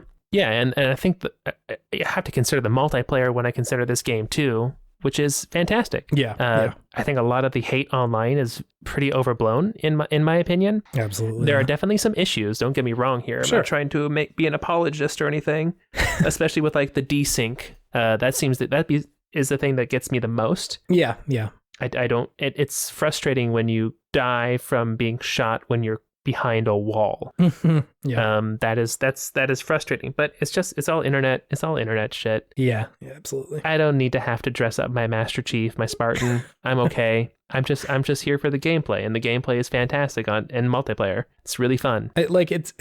I also understand the criticisms. Like I would like to be unlocking things at probably a faster clip, but like they're gonna work on that, man. Like it's coming. Just chill. Like it's a good the base video game playing online is still just outstanding. It is so good. It feels so good to shoot. It feels so good to shoot in that game. My God, SWAT is so good. It's Tactical Slayer now, I guess they call it, but it's always gonna be SWAT to me, baby. No, it's really phenomenal. It's I'm gonna sound like the oldest head, but I'm ready for it. And I enjoy that a multiplayer game has me hooked based on its mechanics rather than its progression. The progression in this multiplayer game is fine. It's not great. And I think a lot of the time my the progression hooks will get into me. Like I will play Apex or something like that. I really like Apex, so I don't want to say that it's bad, but a shooter like that will get into me because the progression is unlocking at such a good pace that I'm like, ooh, I got this new skin or unlocked this new character or whatever, blah, blah, blah. Whereas Halo's like, no, the base game and like the mechanics of it are all there. You really do not need to unlock anything to be able to play that stuff. You can dress your dude up, but like, that's really not what you're here for. Yeah. And so I'm really pleased that like, even without the progression, the game stands on its own. It's still really, really good. Yeah. It's phenomenal. It's a good video game. It's good. What's your number 2, Chase? My number 2. Ooh, I'm ready for it. It's Death's Door. David. Oh, I knew that was going to be up there. Yeah, it's up there. I love this game. I thought it was so good. Again, this one and the next one are indicative of that conciseness in games. I know what your number 1 is now, baby. I'm pretty sure you do. So Death's Door it's so well polished. It is like this top-down kind of like Zelda-like game where you're in control of this little crow. And their job is to shepherd people from the living life to the afterlife. And at the beginning of the game, it seems like, hey, people are not doing that, and we need to figure out why. And you yourself essentially get like trapped in the living world. Your clock is ticking essentially, and you're like, I don't know what's going on here. And the game just takes you through like it's fairly simple. You got to go to like 3 or 4 temples, fight some bosses, and fight a final boss. Like that's the structure of the video game. But I think it just does those things so well. The mechanics of it are so fluid. The combat feels incredible. It's got a great dodge roll. So like, I'm in. Chase is there, baby. I'm really there. The music is sublime to listen to. All of it is just like I loved when the game cut to Santeria after the final sublime boss. The music is sublime. Okay, keep going. Yeah. Don't get derailed. Don't let me derail you. No worries. I think nails the mechanics. I think it like every part of it is so good. I've seen complaints about like kind of getting lost in the game, and I did that a little bit too. But I think I played it really fast, and so I didn't really ever get a lot of chances to get lost because I would put it down and then immediately pick it back up. So I never had any question about where I was. The game could almost certainly use like a map or a fast travel or something, and I guess it kind of does with like the hub world, but I never really grappled with that issue. Sure. I think that the story and the narrative is really cool. There's not a ton of it, but and that's not to say there isn't a lot of story. I just think the exposition is fairly sparse, and on purpose, that it is sparse. It does a lot of storytelling with the place, and it does a lot of storytelling with the state of the world. Essentially, through a lot of the dungeons, you're able to like talk to the main boss. Like they'll kind of show up and fuck with you a little bit, and you're not always antagonistic with them, which I kind of love. I think the first one I did was like this older, kind of like Baba Yaga looking lady. Baba Yaga. This old witch. And she's kind of following you around the house every now and then. She's like, you better not be trying to do what I think you're doing. And like, you just run into her every now and then, which I love as like a conceit for how bosses act, that they're not just like waiting in a room. Like, I hope somebody doesn't come kick my ass. Like they're just sort of like hanging out. That is what every boss is saying to themselves when they're just in their little chamber hanging. I'm like, I played through the first couple levels of Ocarina of Time recently, and I was like, what's this big spider doing just kind of hanging out in the Deku tree? Like, it's not doing anything. It's just sitting here. Living. He's just living his life. Just waiting to get my ass kicked. Yeah, he's playing Halo. Yeah, exactly. So I love that part of it, but I love what it's saying about death and the attempt to escape it. The people who in this world like go wrong or, sort of turn bad are the ones who are successfully evading death for a certain amount of time, that it essentially like corrupts you or corrupts your mind after a certain point. And like, I think that it's really cool to see some death positivity in media. Sure. Oftentimes it is treated as like the most tragic thing that can happen. And I think that like a lot of the times there are sad emotions that come with death. But I don't think it's always a tragedy, right? Yeah. Like that there are things that can be done, turn it into something good, or that it can be the beginning of something else, right? Exactly. And I there's this like gravedigger that follows you around sometimes, and whenever you beat a boss, he comes and like gives a eulogy for the boss that you just beat. Oh no. Like he's essentially like, I'm going to take him off to bury him now. And it is done like kind of in a sweet way. There's a couple of jokes in there every now and then, but it's kind of played seriously. And I like that the person's like, this person overall wasn't awful. It's just that they've been here too long and the world has kind of taken their mind. But to treat them with a certain amount of like respect after they've been taken to the next world by your little crow, I think that's really cool. And I think that's something I don't see a lot in games. I think the character of the Grim Reaper is oftentimes a villain, Yeah.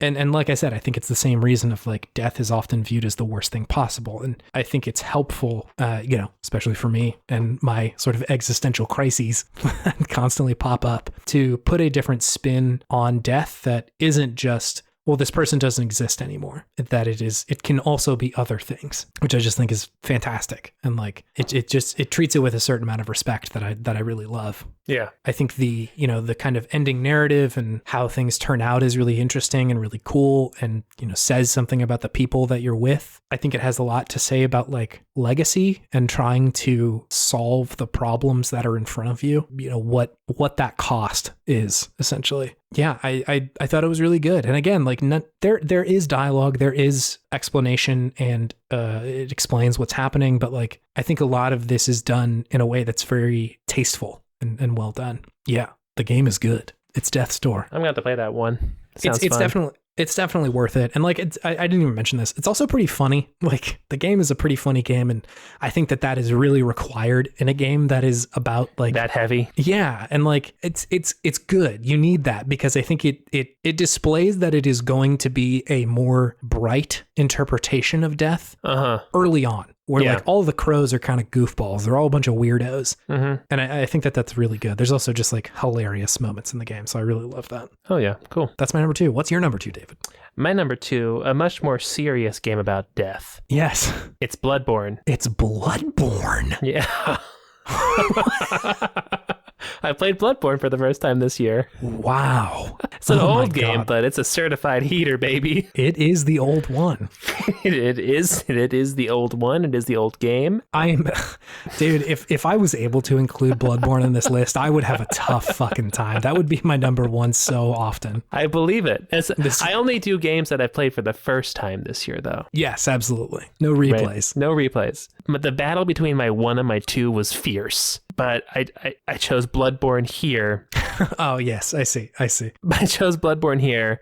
I really don't think that it is saying that it is necessarily worse than this game. It's just different. Yes. And I like them for different reasons. Yeah. But Bloodborne, if you don't know, a third-person action RPG made by FromSoft. Very difficult game, but so well polished, so unique in its setting, in its story, and its presentation of what's going on. Its weapons, the trick weapons are so cool. They just switch between 2 different forms so easily.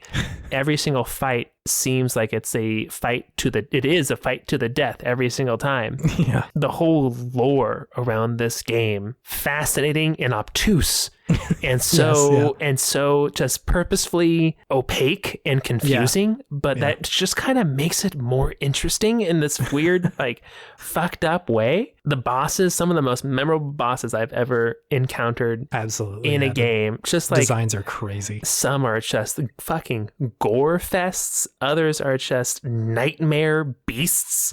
It is it runs the gamut. Every single part of this game was memorable, unique, interesting, and fun, which is saying a whole hell of a lot. It's not a short game by any measure, too. No, it's a lengthy game, a good like 20, 25 hours to beat, maybe longer. Yeah. So you're in it for a bit. So it's just a fascinating world to be in. It's a great combat system. I played this one after I played Demon's Souls. So it was really great to be able to be aggressive, because that's kind of my natural playstyle is aggressive. Yeah. In most games, I want to be the aggressor and I want to attack, and I don't want to necessarily get punished for that. Yeah. But I want to mitigate the risk, and I love the fact that if you get hit, if you hit them back quick enough, you regain some of your health. Yeah, that is such a great mechanic. That is such a good mechanic. Yeah, really, really great game. And the fucking counter is so good. The dodging feels so natural. I was much more of a dodger than a counterer. I think I told you I beat Father Gascoigne without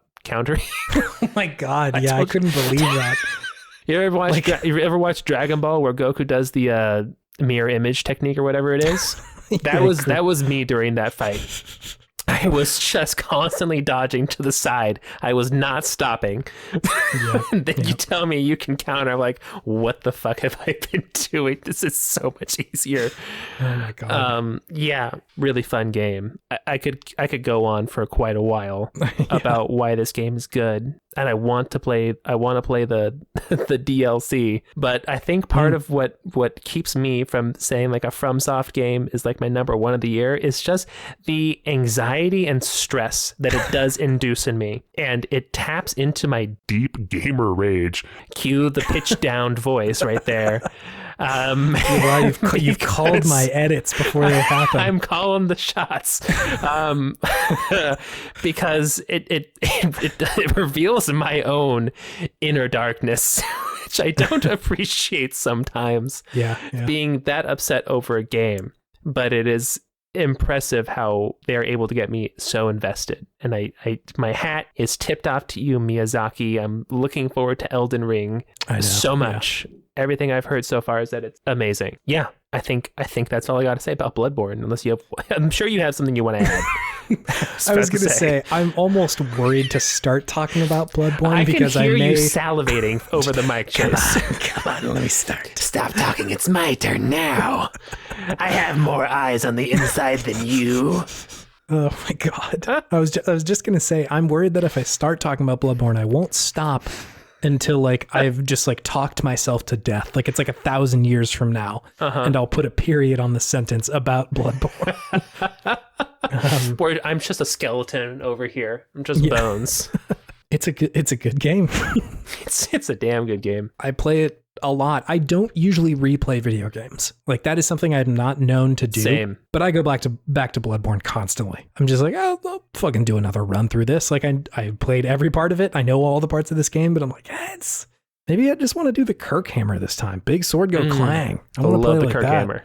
It's very good. And so like this is something that I can return to just because it's always satisfying. It's always fun. I figured out how to like do the Chalice dungeons last time, which was great. Oh, nice. My first run through, I was like, I don't know what those things are, and I'm going to pretend they don't exist. Do they do anything? You essentially are able to unlock shit in them. You get more like souls, so it's a great place to go grind if you can get up high enough in the like high enough chalices. But it's a place that you can grind for like fire gems and shit like that. And so one of the builds that I was using was like I can't remember what it's called, maybe Blood Tinge or something.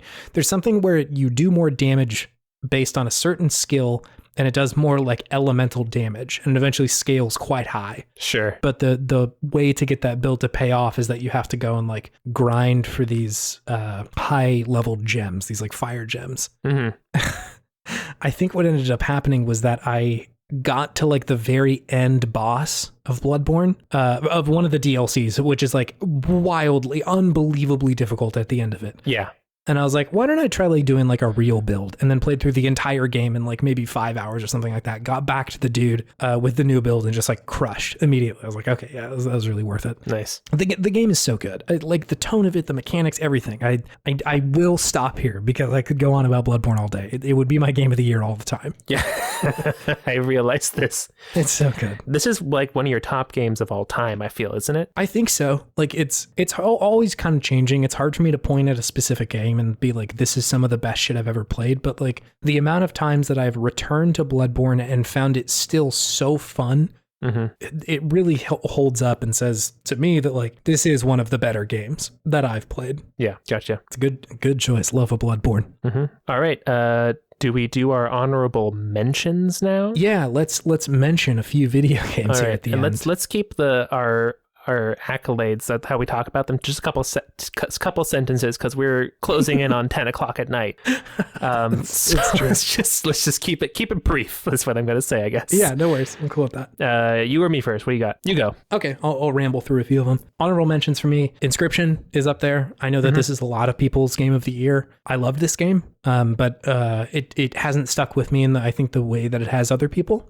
Yeah, it's incredibly original and super cool, and I really love my time with it. But it just for my understanding, it didn't like grip me in the way that these other ones have.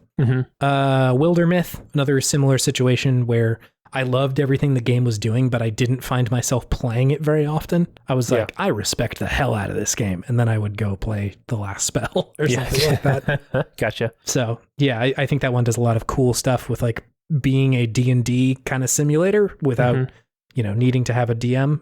It does a lot of cool like tricks, but it just didn't stick with me. But I suspect like this will be a game type for a long time. Like they've done a lot of cool stuff, and also totally get it if this is like your shit and this is your number one. Ragnarok, the VR drum game. I loved this game. Nice. I never stopped smiling when I was playing this game. It totally owns. It's so good. Fuck yeah. Not much to say about it. Mass Effect. I didn't want to put a Mass Effect on here because like that game has come out it's an old before. Game. Yeah, it's an old game, but like, damn it if it ain't fucking good. I love Mass Effect. That shit was good. It's real. Tales of Arise, good RPG. The end of it kind of drags, and like, I think it could have been a lot shorter of a game. But I really love my time with it. It's still quite a good video. Usually my complaint with JRPGs normally. Yes. Yeah. That like, honestly, it could have ended about like 20 to 30 hours in. Nice. Exactly. Sick video game. Yeah. Unsighted, an incredible game. And I suspect like, because I haven't played through it all the way, that this might be higher, but I just haven't gotten through enough of it to say like, yes, this is one of the best games that came out this year. Yeah. Garden Story, loved Garden Story.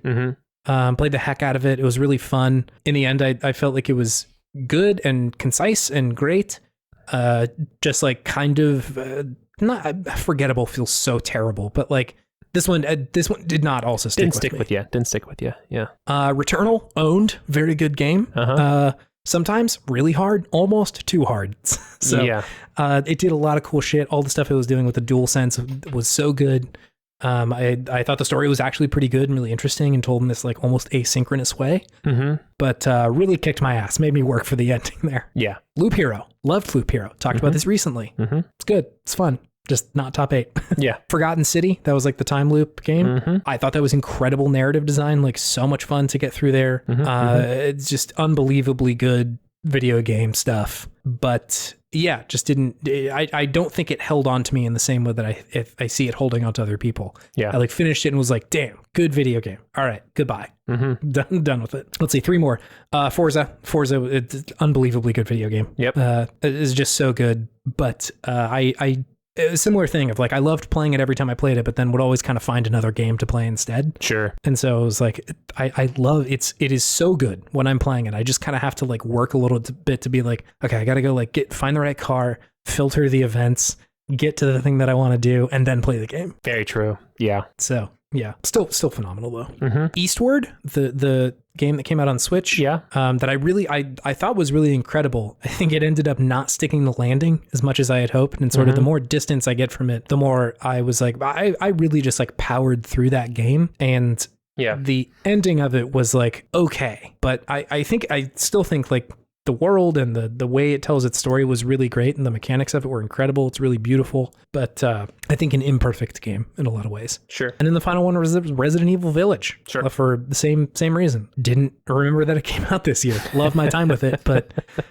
was convinced that was last year. So just was like, I don't remember a lot of it other than like one specific part of it, which was horrifying. That's my honorable mention list. What do you got on yours? I got on mine The Messenger. Yeah. Really excellent game. I thought interesting design where they switch it from a side scroller to a Metroidvania type game. I just wish that the switch between side scrolling to Metroidvania was a little bit smoother and clearer in what it expected of me at that point, because I felt like I got a little lost at that point. But the platforming and the combat, all really good. Great comedy and writing in the game that I thought was excellent. And I'm looking forward to playing the next one whenever it comes out as well. I got Spider-Man Miles Morales. Yes, absolutely.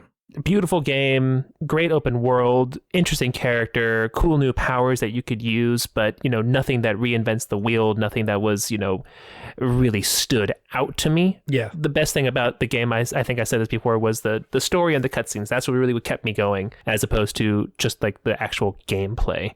But still a fun game. Luigi's Mansion 3. Gooigi is great. Gooigi for character of the year. We need more Gooigi games. We need a standalone Gooigi game is really what it is. Gooigi's my favorite himbo.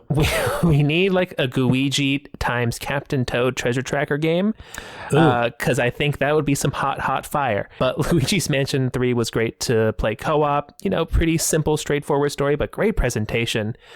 Very cool, very cool game to play. I got 52 classic games on here. Oh, hell yeah. Clubhouse games, baby. Let's Clubhouse games, baby. Fuck me up with some yacht dice. I'm ready to get irrationally mad about virtual dice. Let's go. Let's get it. That's all I got to say about that one. Jedi Fallen Order. It's the Outback Steakhouse of games. Good, but doesn't leave you amazed, right? Totally inoffensive. Does what all the other big games does, but just maybe not quite as good. But still very fun. Enjoyable meal, enjoyable game, right? Wait, did you just pull that comparison out of thin air? Did you write that down? No, I looked at the name of the game and I was like, it's the Outback Steakhouse of games. You're not going to say no to an Outback Steakhouse meal. It's a good meal still, but it's like, it's not a Ruth's Chris, you know? It's not like a fancy steakhouse that you go to. Yeah. It's just like, it's Outback. It's good, you know? Katana Zero. Yeah. Really enjoyed this game. Very interesting story. Really great, concise gameplay. Felt good and crunchy to play this game. Really enjoyed it. Another one that I'm really looking forward to, whether or not they're going to do a sequel. Yeah, very, very good. Yeah. Kingdom Hearts 3. Oh, baby. Honorable mensch. Because this is the tale of two games. There is the the Mr. Hyde in the beginning and the Dr. Jekyll at the end. There was a good game here. I'm sorry. I should say this is a good game. There was an excellent game in here somewhere. Yeah, And I think just the development hell got to it, which is why I'm still so impressed by Psychonauts 2 to come out the other end. Yeah. Still an excellent game. But Kingdom Hearts 3, for what it's worth, still, you know, fun combat, interesting levels. And, you know, it's Kingdom Hearts, and I fucking love it. So that's really what it comes down to. Yes, definitely. Demon's Souls. Of course, you have to. Demon's Souls. Very good. Excellent, beautiful game, absolutely gorgeous, but it's a 15-year-old game at this point. Older? No, younger. 10-year-old? I don't know. Old. It's an old game at this point. It's the old one. It's the old one game. Hard to compare it to some of these newer games, at least mechanic-wise, but still a very enjoyable, tight gaming experience. Really enjoyed it. Roller Coaster Tycoon. Not my first time I played this game, but the first time I played it since I was a wee lad, and it was a blast. I love the inclusion of Roller Coaster Tycoon on David's 2021 honorable mentions for best game. Roller Coaster Tycoon for the Switch. You've never played Roller Coaster Tycoon in the palm of your hands before, have you? No, you haven't. True, No. I can build roller coasters on the go now, baby. Watch out. World is my oyster. What can I say about Roller Coaster Tycoon? It's great. It's a sandbox. It's so much fun to just build a giant crazy coaster and then ride it in first person and feel like a cool engineer guy. And my last honorable mention is Ratchet and Clank Rift Apart. Really enjoyed this game. Very impressive technology. Yeah. I think this is kind of like how Resident Evil 8 was for you. I just started kind of forgetting it later in the year. And I'm curious to see if going back to playing this like 5 years from now, if it's going to feel like a launch title game, if that makes sense, where it's like gorgeous and engaging and everything like that, but gameplay wise doesn't really push the envelope that much more than previous iterations. Sure. Yeah. But still a very fun game and worthy of your time. Totally. Yeah. That's it for my honorable mentions. Hell yeah. This will bring us to our number ones, David. Yes. On this day, the winter solstice, the darkest day of the year, we are about to unleash the truth of our hearts upon the world. I know your game of the year. I'm pretty sure you know mine, but let's should we say it should we say each other's at the same time? You say mine, then I say yours. Let's try it. 1, 2, 3. Chicory. Hades, yes. Yeah. You got it. You got me. You got me. Am I really that transparent? Both of you and Drew on Halo last night were like, David, your game of the year is Hades. I'm like, fuck you. No, it's not. It's Hades. It couldn't not be Hades, man. Some of the best video games that have come out in like a while. Hey, Bloodborne was duking it out with it at the top. Absolutely, yeah. No, those two are both good. It went to Hades because Hades is just so infinitely replayable and is always fun and different and interesting. And I never thought I was a roguelike person, and now I might be a roguelike person. It's hard to say anything about Hades that I haven't already said. It's true, yeah. The story is just so well done. The writing is so well done. The progression is just excellent. Game feels fantastic to play whenever you turn it on. Mm-hmm. It's immaculate. It's a piece of art. It's beautiful. Yeah. No, it's incredible. Really great game. I was just gonna say, I feel like we've talked Hades to death, so like there are plenty of opinions. I don't think I need to say too much more about Hades, because I think I say something good about it pretty regularly on this podcast. Yeah, almost every episode. Yeah. So if you want more of my thoughts on Hades, just listen to any other podcast episode that we have, and there's probably something in there. But that's true. Yeah. No, that I totally agree on the Hades stuff. It's one of, like I said, some of the best video games that have come out in a long time. Yeah, it's really damn good. Do yourself a favor and play it. Yep. The narrative design, the mechanics, all of it's just like unbelievable. All of it's top tier. It's top tier. Yeah. So Chicory was my number one, and I think I've known that it's my number one for a while. Mm-hmm. Like everything else on this list was like kind of floating back and forth. And honestly, if you asked me in a week, they might be in a different order. But Chicory has been number one for a long time. Yeah. And like it has stuck with me and made an impact in a way that is just like unbelievable. Mm-hmm. I think I talked about it like once or twice on the podcast, like not very much. Yeah. You were clear in your gushing about it. Yes, I really, really liked it. The sort of long and short of the game is that you're a dog who kind of inherits, kind of takes. Just leave it there. You're a dog. You're a dog. And you inherit this, like what they call the wielder's brush, which is this like kind of magical artifact that allows you to color the world around you. Literally, like you control it like you're in Okami or something like that, mm-hmm. where you got this brush that you can just splotch down paint wherever in the world. And the narrative takes you through this story wherein Chicory, the person who had the wielder brush before you, has essentially cast it out and said, like, I don't want to do this anymore. I can't do this anymore. Mm-hmm. Which is where you find it. You're this like dog who was a janitor before for Chicory. And they're like your dog character who you can name whatever. Mine was Pizza. Pizza like is so enthused about it and just like thrilled about having this thing and is so crazy about like, I just love this. I can't believe this is mine. Like it's so cool. I'll eventually have to give this back, of course, but like, this is incredible. The way that the narrative plays out is that eventually, you find out that like Chicory has like, they don't say it specifically, but she has like, she's depressed, right? Like she doesn't know how to like move forward. Her like drawing and the stuff she's putting forward is incredible. Like it looks really, really great. You can see some of it and it's like, damn, that's really good stuff. Mm-hmm. But she's kind of stuck in this hole where she thinks everything she produces is awful and she's not like living up to the mantle that the wielder brush demands. Mm-hmm. And it takes you through this kind of like mentorship that your character, Pizza, has to go through to pitch essentially Pizza. Wherein you have to go defeat these like kind of like darker sides of people. Mm-hmm. There's like these, this kind of dark creature that's taking over parts of the world. And a lot of the way that it does this is through this kind of like therapeutic interaction with these characters where everybody kind of has this, something that they're dealing with. And a lot of your work in this game is like trying to show them a better way or, just poaching out their feelings about where they're really at. The way that they handle, I think, art and people who make that and imposter syndrome in face of that is mm-hmm. incredible. Mm-hmm. It does so many magic tricks where like you can go to a place and do a painting and you'll look look at it and say like, well, that looks like shit because I just did it with a controller. It looks awful. And then your character might say something like that, or there might be somebody in the room who says the same thing about theirs, but they show you their stuff and you're like, oh, that's pretty good. And then you show them theirs and they're like, oh my God, I love this part of it. Or I like how you did this, or this is really, it's got a unique sense of style. And so it like hits you with this 1-2 punch of making you look at how you view your own art and then throwing it back in your face with like, why do you do that only with your stuff? Why are you so hard on yourself and you give nothing, or you give everything to everyone else, but nothing to you? Yeah.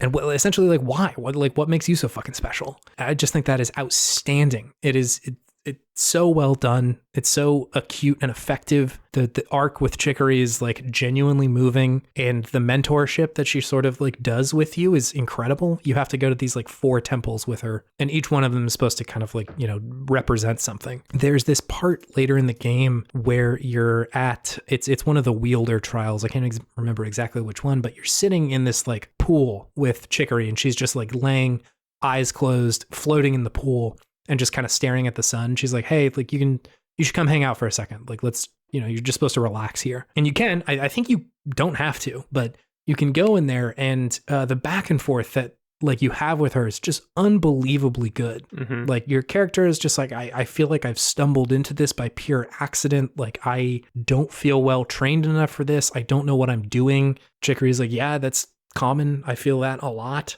And the game just knows how to like give these characters enough breathing room and space in those moments that it's just so good. It's so effective.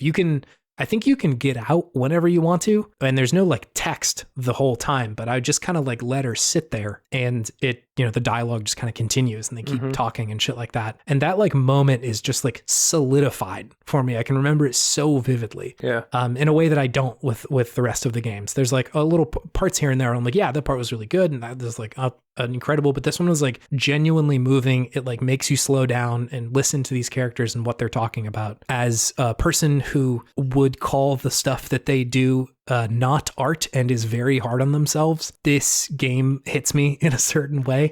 Mm-hmm. I think it is, something that is incredibly special for anybody who makes something, literally anything, in the message that it has for like those people, or anybody who, does something that they don't feel good enough at, or they feel sort of an imposter at. It says a lot of shit that I think is hard to convey in a video game, but they managed to do it so well. Yeah. This game owns. I love this fucking video game. This game owns. This game about Pizza the dog with a magic brush owns. I know, it's so silly that like sounds tight, honestly. I love it. It's a very silly conceit of a game, but it hits really hard. It's a good one. Hell yeah. Those are our games of the year. We did it. Look at us. 2021 in the books. We did it. We played a lot of video games. I played over 100 games this year of 2021. You played a lot of games, my man. You played a lot of games. I saw it. I heard it. I heard you talk about it. Yeah, I was checking my backlogged.com account to see like what games did I play this year. It was a lot. There's a lot of video games out there. Damn. There's games are booming, baby. It's a big industry. It's a big business, these video games. They've come a long way since Pac-Man, haven't they? Oh, big video game over there.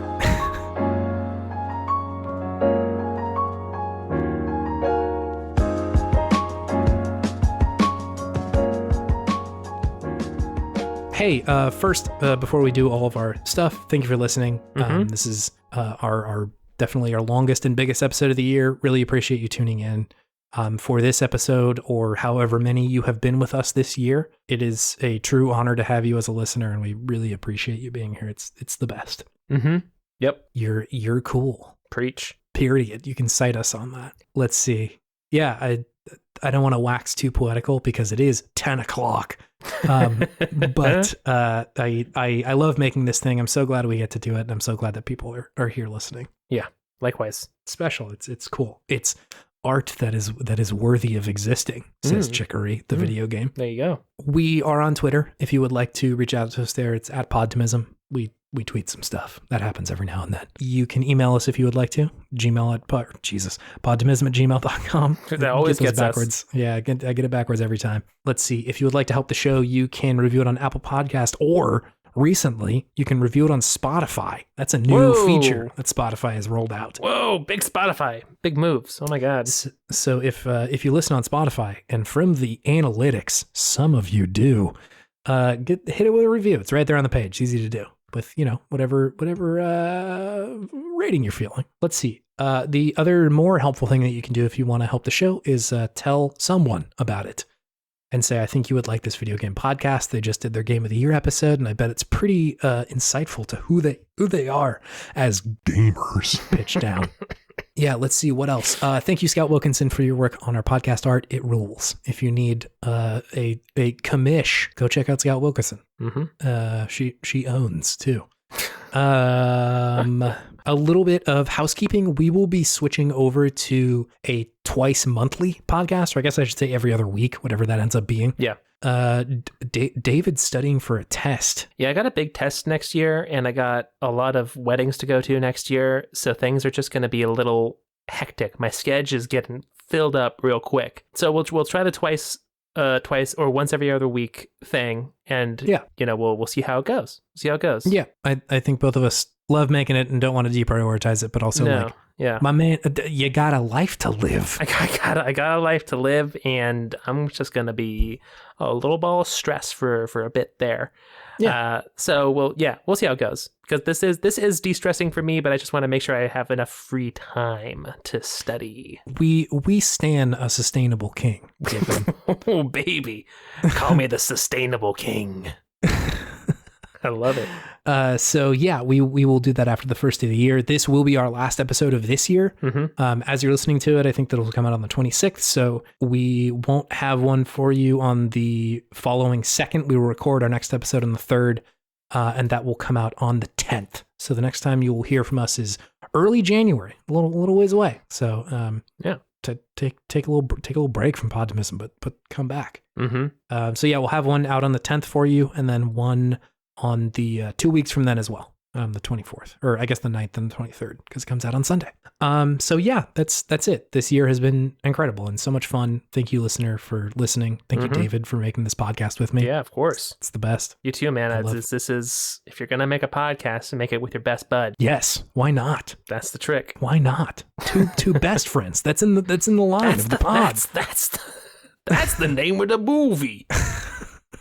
Yeah. Well, anyway, David, do you have any 2021 gaming wisdom? Yeah. No matter the world, no matter the state of the world, yes, art and media always provides a nice escape. And video games specifically.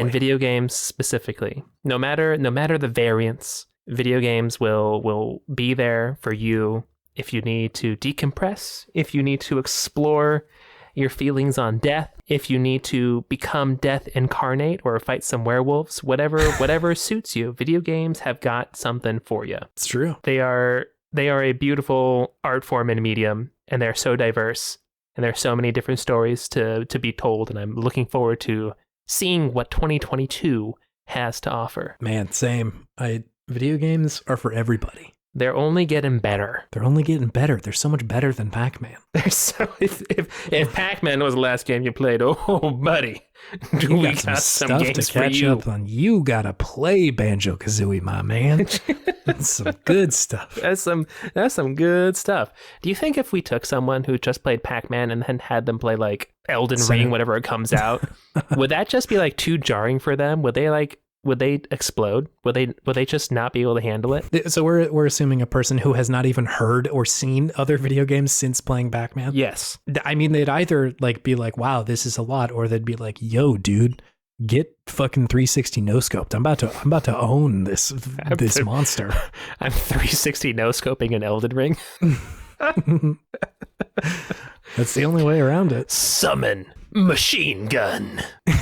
They're just screaming that at their television. Grandpa, that is not how this works. Summon Pac-Man. I need Pac-Man, my best friend in video games. Alexa, where's Pac-Man? Throw Pac-Man at him. Do a Pac-Man at this. I can't defeat this horrible beast without my good boy Pac. Good old Packy. Good old Packy. I hope you had a good video game year. Video games should be for everybody. Fuck anybody who tells you otherwise. These things, these good video games are good. Sure are. Yeah, great. Well, appreciate you having you here. Love and support all of you. And have a wonderful remainder of 2021. Yeah. And we'll see you again next year. Happy holidays, happy new year, all the above. Happy everything. Happy life. All right. Well, so these are your gamers signing off for 2021. See you next year. See you next year, gamers. Our podcast should be canceled for that. Huh? Are we stopping now? Yeah, sure. Okay. Bye. Bye. Huh?